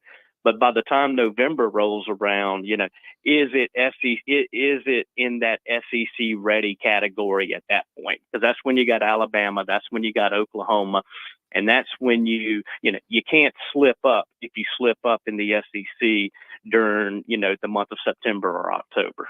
Well, great stuff from Sonny Ship. Full coverage of fall camp at LSU. What's coming up the rest of the week, Sonny, and let everybody know how to follow Go 24/7 and you guys getting everyone ready for that opener in Vegas against Southern Cal. Hey, fall camp's big, but LSU's been on a little bit of run in recruiting. They picked up 3 commitments over the past week. You got another couple of announcements coming this weekend, and so it's with this new 105 roster limit / scholarship limit. I think everybody's trying to figure out, okay, how do you fill this out now? Because I was going back and looking at the roster yesterday, and LSU's got 113 players listed on its roster right now. Well, obviously, you're down, you're looking at 84 scholarship players, but, how do you trim that 113 down to 105? What's the sweet spot from scholarships to walk-ons? And so, from a recruiting perspective, I think this new NCAA rules really throwing a kink into a lot of class projection plans. Yeah, no doubt about that. It's a changing time in college football, but follow Go 24/7, follow Sonny Ship, and they do a great job covering the Bayou Bengals. We appreciate the time, sir. Have a great rest of your week. Absolutely, fellas. Y'all have a great week. Thanks. Let's get a break in. Talking Ball returns after this.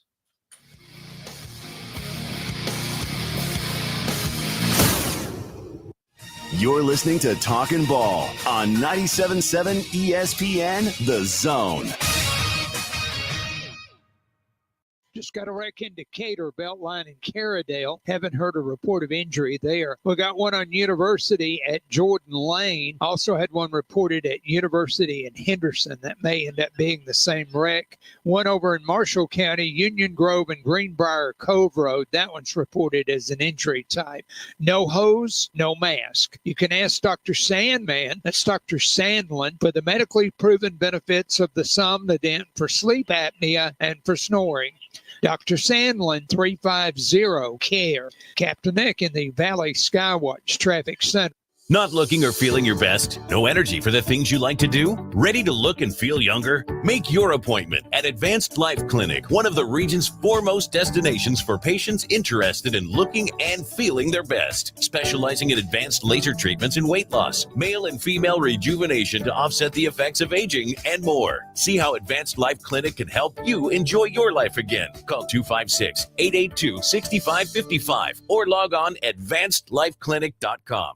Embark on a flavorful journey at the Brewers Cooperative. Located within the vibrant community hub of Stovehouse in Huntsville, our brewery isn't just about crafting exceptional beers. It's a destination where culinary delights and local brews harmonize. Whether you're seeking a laid-back lunch or a lively dinner with friends, our diverse menu has something to please every palate. With a commitment to quality and a passion for innovation, we invite you to savor the unique flavors of Huntsville's craft beer scene at the Brewers Cooperative. Call 256-678-7036. The Brewers Cooperative. At Mr. Sparky, we're America's on-time electrician. Flickering lights and hot switches can be annoying, but they can also signal a major problem, or worse, an electrical emergency.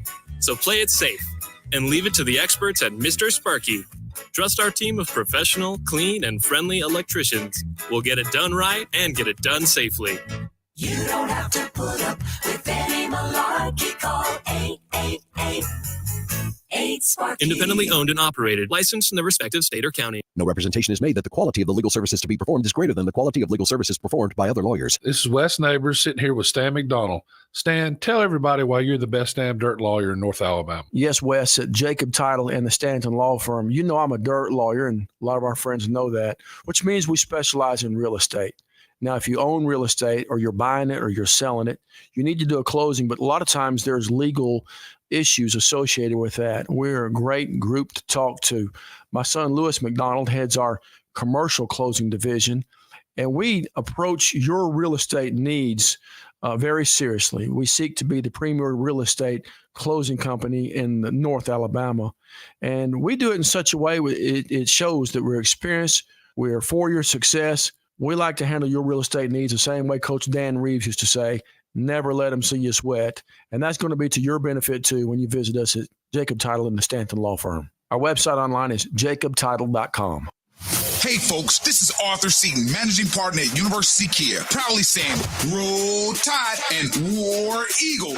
Stop into University Kia today and shop one of the area's largest selection of new Kias, including Fortes, Seltos, Telluride, and Popular Carnival, and fully electric EV6. View all the great specials at universitykia.com and get pre-approved in minutes so you can drive home your new Kia you really want, because we want to see you in a University Kia.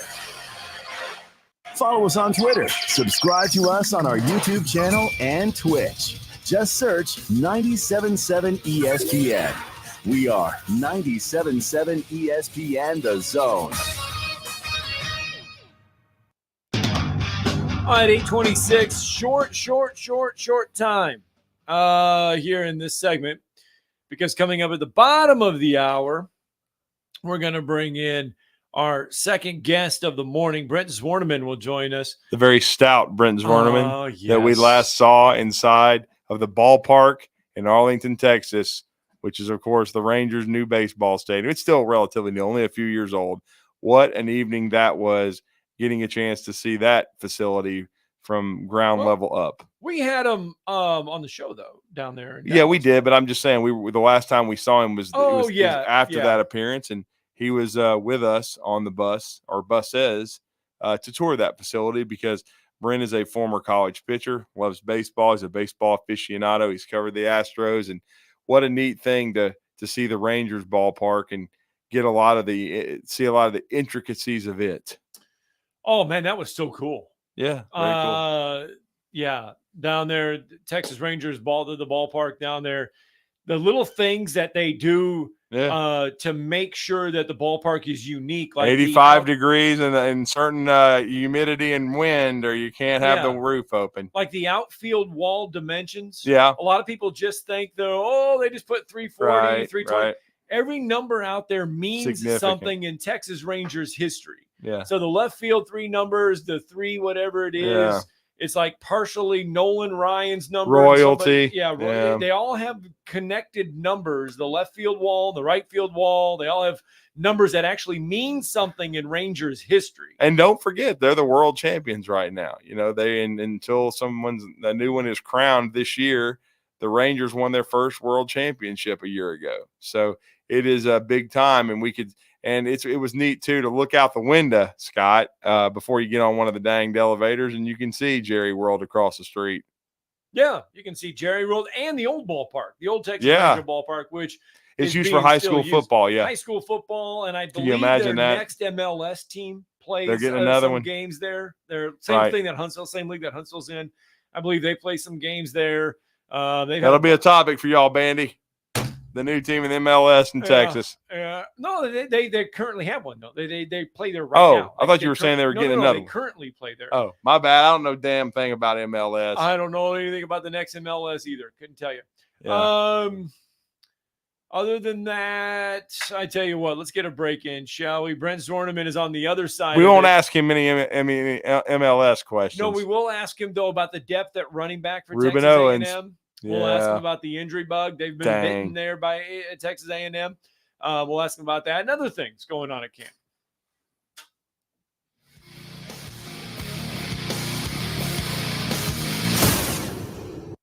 You're listening to Talkin' Ball on 97.7 ESPN The Zone. From the Fox 54 Weather Center, I'm Chief Meteorologist Jordan Dressman. A partly sunny sky this afternoon. Temperatures climbing into the low and mid-90s. A couple of folks could climb into the upper 90s. An isolated shower certainly going to be possible across the Tennessee Valley, but it looks like the vast majority of us are going to end up staying dry. We only drop into the mid-70s as we head into the overnight, early into your Friday morning. A partly sunny sky Friday afternoon. Scattered showers and thunderstorms are going to be possible. Through the heart of the afternoon, early into the evening, some of that activity could be on the stronger end of the spectrum. I'm Chief Meteorologist Jordan Dressman on your home for ESPN Radio, 97.7 ESPN The Zone.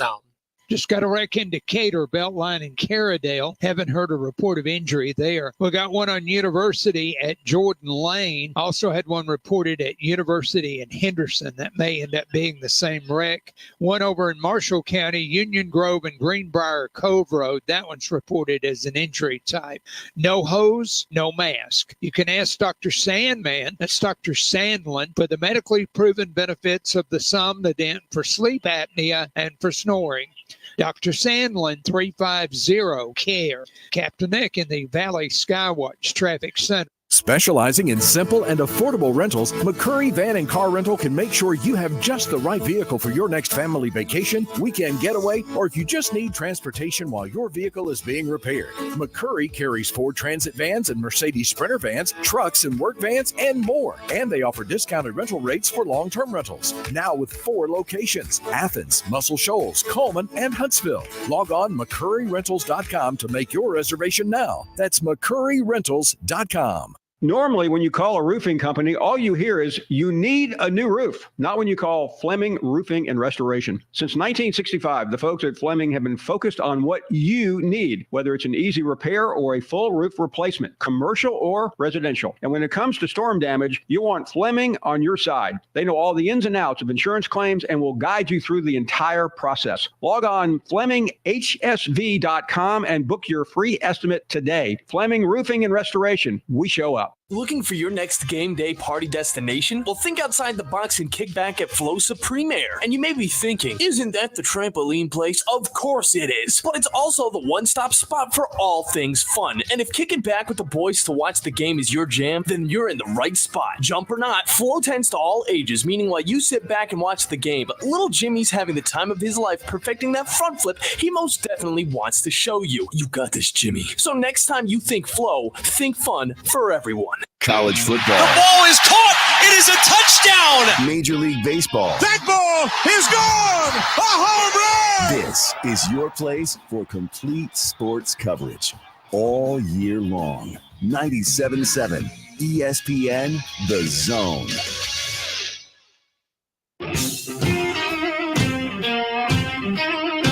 Okay.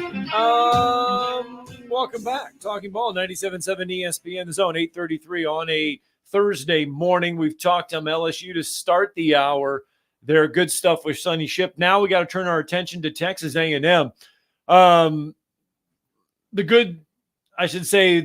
first thing that coaches have been talking about right now is the injury bug, the contact, and everything going on. Texas A&M got hit by the injury bug just a little bit. Nah, and you hate to hear it, man. I mean, you always kind of hold your breath, even in these times where it's been cut to 25 practices and you only have a couple of padded practices per week. Even these, these injuries still happen. Non-contact injuries still happen. And Ruben Owens, who's a 5-star guy who played some last year, maybe thought maybe he would come into his own this season, has now been lost for the year. And so Texas A&M and Mike Elko, who have that huge opener against Notre Dame in College Station, the most intriguing for me. I've got A&M winning the game, but now let's see how they reconfigure. And it was an honor to have him on Radio Row with us, and of course to see him inside the Rangers ballpark. He's an old college lefty. It would have been nice to see him on the mound there in that ballpark. But it's Brent Zwerneman of the Houston Chronicle. Brent, it's great to have you back in Huntsville. How you doing, man? Hope you've been doing well. Appreciate it, Drew. At a high school reunion, I think it's a 30-year high school reunion, and to date myself, I have the 35-year coming up.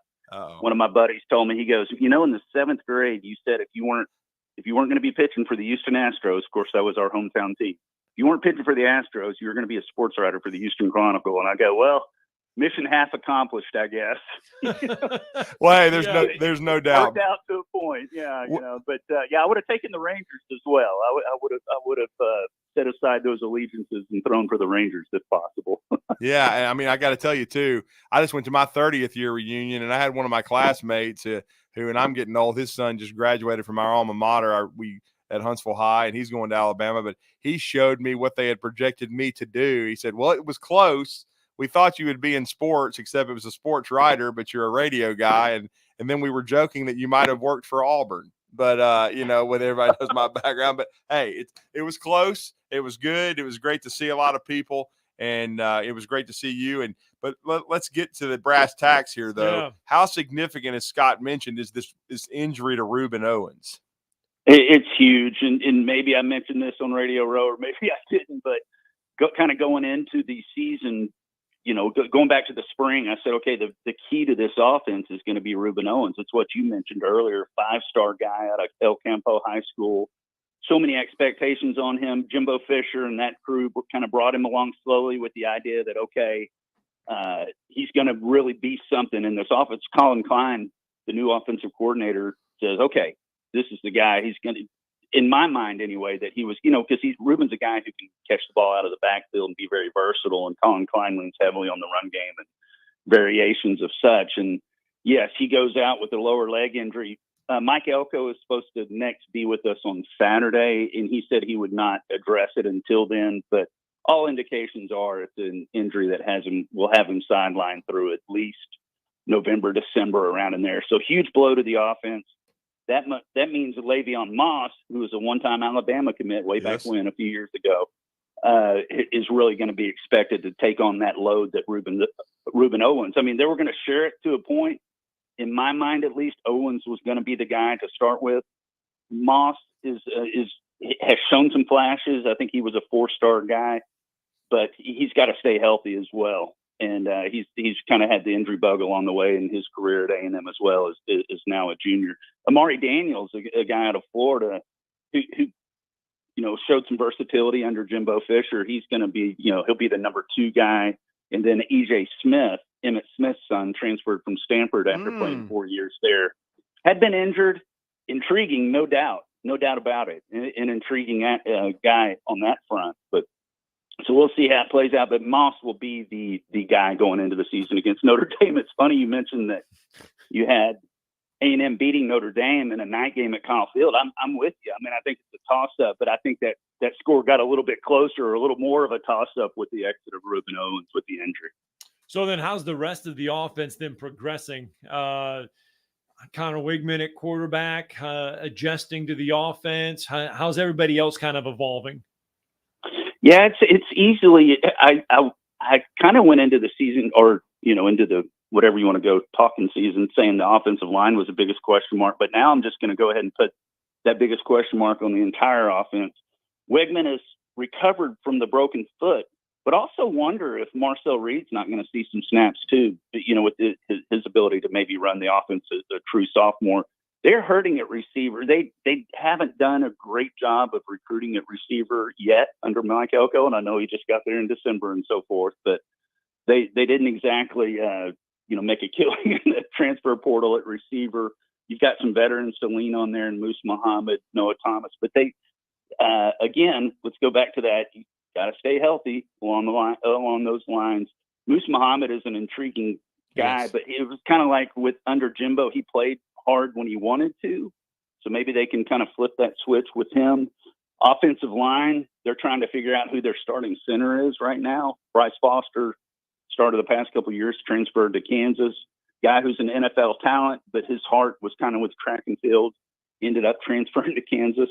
So yeah, overall, the offense is the biggest question mark, because I think this defense is going to be stout from, especially on that front 4, but, even in the secondary as well. So in terms of offense, we'll find out a lot more late on the night of August 31st, because with the exit of Ruben Owens, I kind of keep going back to that and harping on it, but it's big. It's, as you all mentioned right when you opened here, it's huge for this offense, because he was the guy I thought, okay, they're going to really use him and use him like they used to use Devon Achane out of the backfield. Oh, wow. And that's suddenly not an option. Well, and another guy that's not an option that seemed like he had eligibility forever and made so many plays is Aniyah Smith too. I mean, he's gone on to the Eagles. Yeah. He's not there. And he was a versatile guy that could play running back and receiver, Brent. Yeah, he was a guy that not only was he versatile, he was also very much a team leader.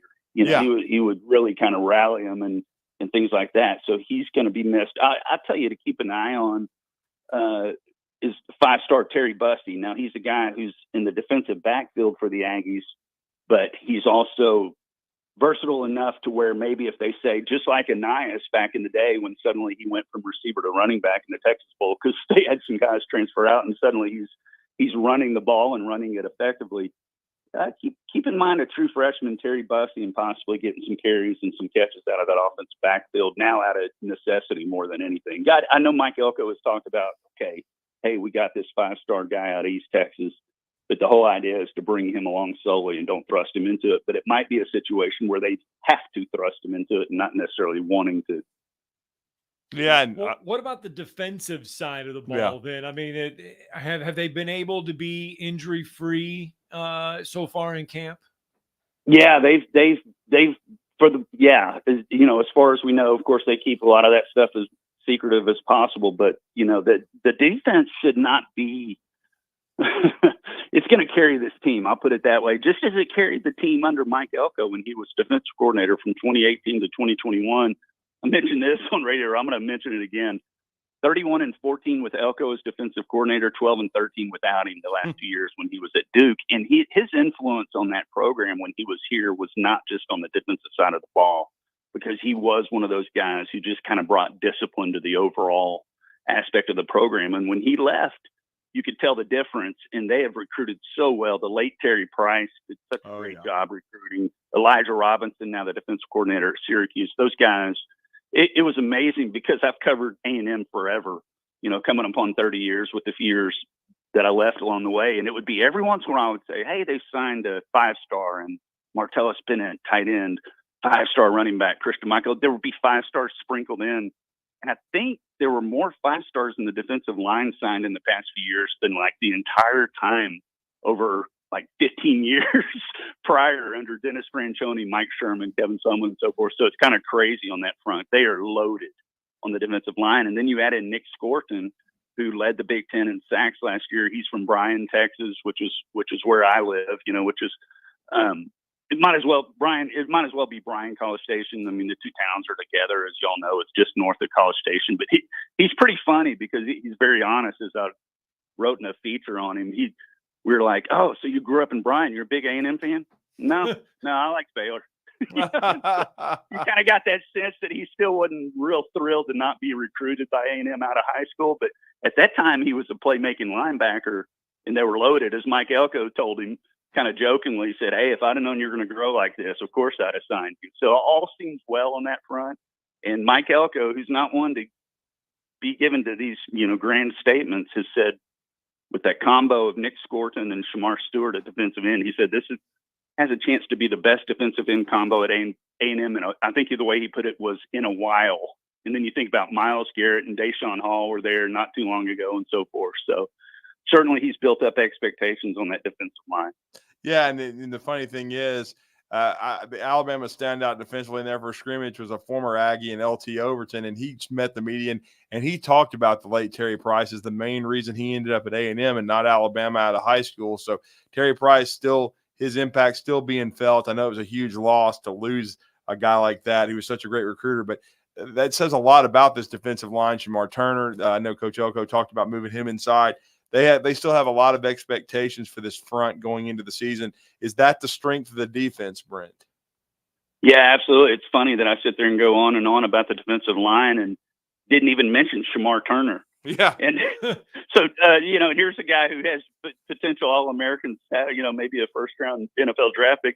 So Shamar Stewart visited with us, I think, last week sometime, and I said, hey, so is your goal just to be the best Shamar on this defensive line?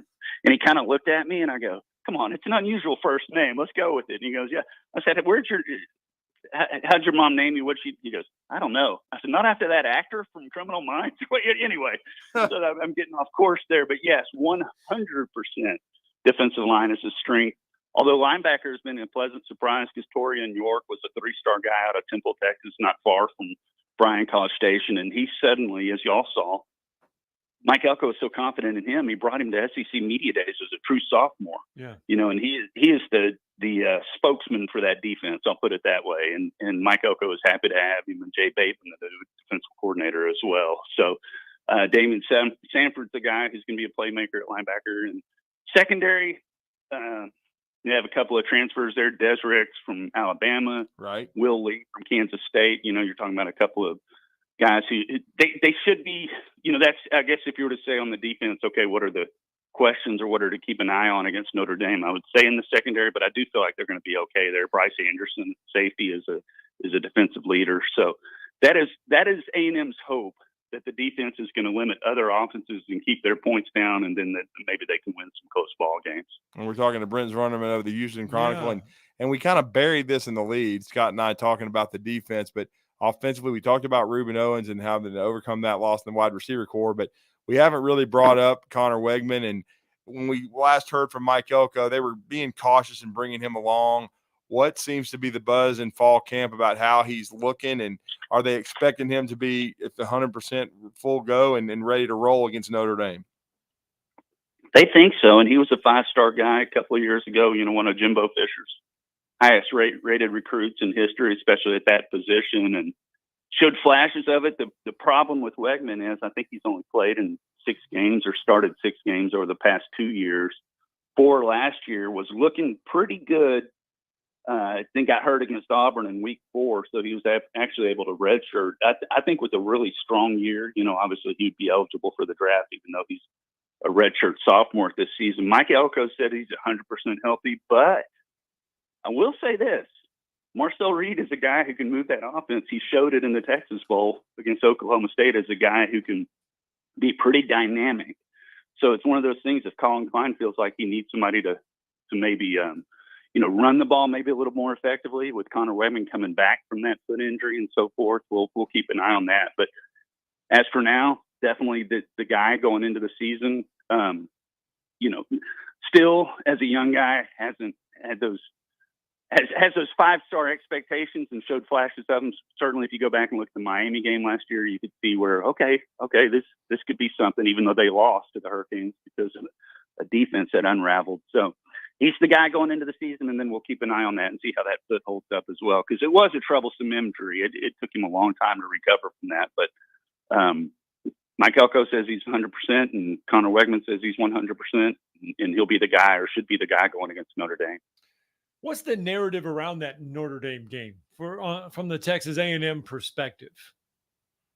They love it. They say they love it. The players say they love opening with Notre Dame as opposed to, say, a directional school. Right. I kind of make the joke that, you'd rather open with Notre Dame because it helps keep the players focused than Arkansas State. I throw that one out there, but then I think back to 2008, Mike Sherman lost to Arkansas State in his first game for the Aggies, so you just never know. But as Elko has said, ideally a first-year coach would like that first game to have a little more separation where you can kind of really work on some things. But on the flip side, he has had zero trouble keeping his players' attention with the idea that the number, 5, 6, 17 is coming into Kyle Field for a night game to open up the season. So that's kind of been the perspective. It's interesting.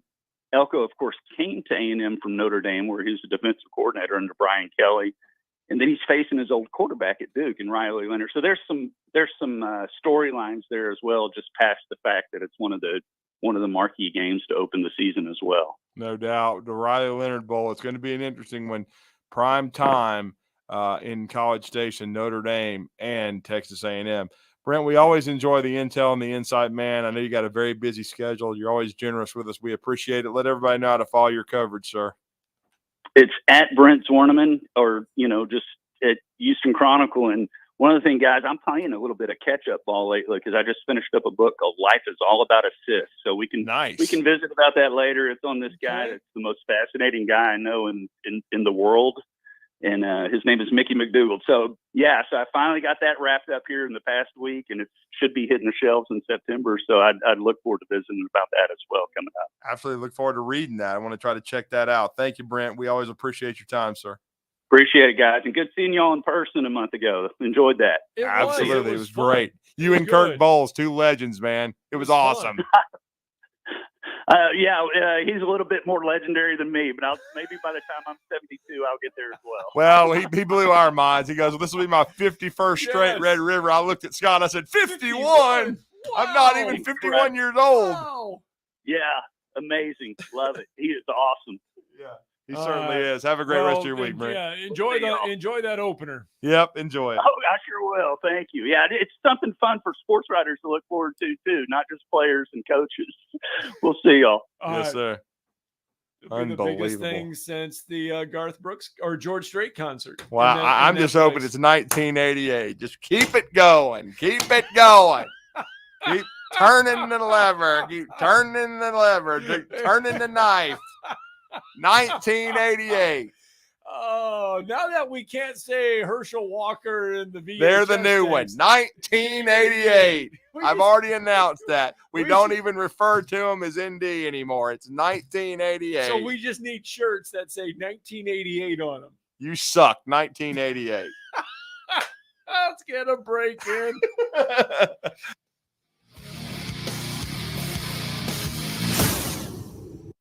You're listening to Talkin' Ball on 97.7 ESPN, The Zone.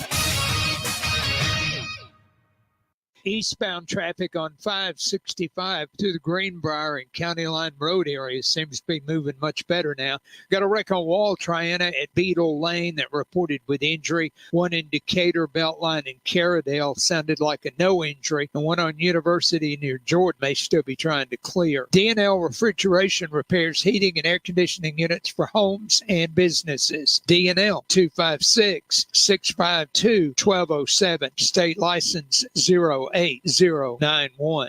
Captain Nick in the Valley Skywatch Traffic Center. Hello, listeners. I want to tell you a little bit about Minuteman Press and what we have to offer our community. We specialize in paper printing and can help from designing your piece to the finished product. We print media guides for many of the athletic departments at high schools and universities around the area. We typically purchase sponsorships from these schools as well to try and help them with their fundraising. Once we have reached our new normal, we also print all types of marketing materials for you to hand out either in person, via mail, or at various trade shows and events. At Minuteman Press, we're not just putting ink on paper, we're building relationships. The company is Eagle Masonry and Insulation, but did you know they're also Eagle Landscaping and Dirt Work? Eagle can take care of all your landscaping needs, including irrigation, sod work, and planting, both plants and trees. On the dirt work side, Eagle can grade and build your pads, haul dirt in or out, and even do erosion control. Philip Love and his team can do it all for you. The website is the same, insulatewitheagle.com, as is the phone number, 256-755-1556. Give them a call and see what Eagle can do for you. Eagle saves you time. Eagle saves you money. From heirloom diamonds to contemporary jewels, Loring & Company is the place to find something truly special. Whether shopping for a diamond ring for that once-in-a-lifetime occasion or marking a milestone birthday or personal achievement with a Rolex watch, you'll find just the thing in our edit of the world's most sought-after brands, including David Yurman, Roberto Coin, Marco Bicego, and Fopé. Expect a treasure trove of the world's most unique, even breathtaking earrings, rings, necklaces, and bracelets, making choosing just one piece a challenge in itself. Loring & Company Jewelers on Airport Road. Tom Luganbill here for my friends at Woody Anderson Ford. Bobby White and his team take great pride in their service department, and you can see it the moment you walk into those beautiful new service lanes. And just like a championship team, they all work together to make sure your experience is second to none, whether you drive a Ford or not. Also, check out the gold certified pre-owned inventory at Woody Anderson Ford for great deals every day. Stop by and see them at Jordan and Sparkman or at Woody Anderson of Madison on Hughes Road, or visit WoodyAndersonFord.com.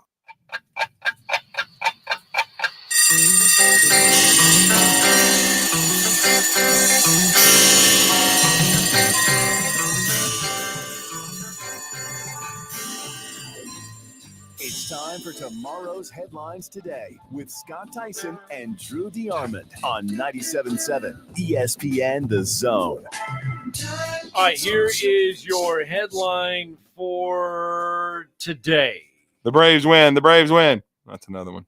Left-on-left matchup. Owen to Harris. Swung on and clocked to deep right field. Swinging a big bat. And that's off into McCovey Cove. It's a grand slam. Welcome back, Michael Harris, and it's 5-0 Braves. Pretty good return there. 5-0 Braves in the first inning. They go on to get the best of the Giants, and Michael Harris has been like 2 months since he's been in the lineup. 60 days, man. Yeah, and he's back in the lineup. Hits a grand slam last night. Braves, inch by inch, putting healthier pieces on the diamond. I mean, Yo Holmes, he got his first major league win last night. Grant Holmes, he's been kind of picking up some of the slack coming from the bullpen to the rotation. He worked into the 7th inning last night, did a nice job. And the Braves they've been erupting offensively really since the Colorado series. It's just a couple of times they've had bullpen meltdowns, especially the game that decided the Colorado series. But for the most part, they've pitched very well against the Giants. Now, today will be a getaway game. It's an afternoon first pitch, and they're trying to get a 4-game sweep, which would be huge on the West Coast because this is a solid Giants team that came into the series still in the wild card chase, but the Braves have done a nice job getting 2 extra inning wins, and then yesterday just dismantling the Giants. Now, we'll see what happens today. Max Fried and Logan Webb are going to go. It'll be an outstanding pitching matchup for the Braves. But getting Money Mike back is huge, not just for what you just replayed for the fans and the listeners is the grand slam, but his defense, because he's going to really help the outfield defensively. The only little bit of a hiccup yesterday was Jorge Soler was removed from the lineup because of some hamstring tightness as a precaution. Hopefully he'll be back really soon. Ronaldo Lopez is about to be back, but as you said, the Braves seem to be picking it up. All right, that's going to do it for our show today. We'll be back at it tomorrow morning as we wrap up the work week. Yep. On a Friday. No doubt. Jamborees. Going to be out at tomorrow. Mortimer Jordan tonight. Huntsville Crimson Panthers taking on the Mortimer Jordan Blue Devils in the first game for Jimmy Gay. Now, this is a jamboree. It doesn't count on the record. Yep. But Huntsville High taking the field tonight. They're going to put on the pads and the helmets and throw the pigskin around. All right, we'll be back at it tomorrow.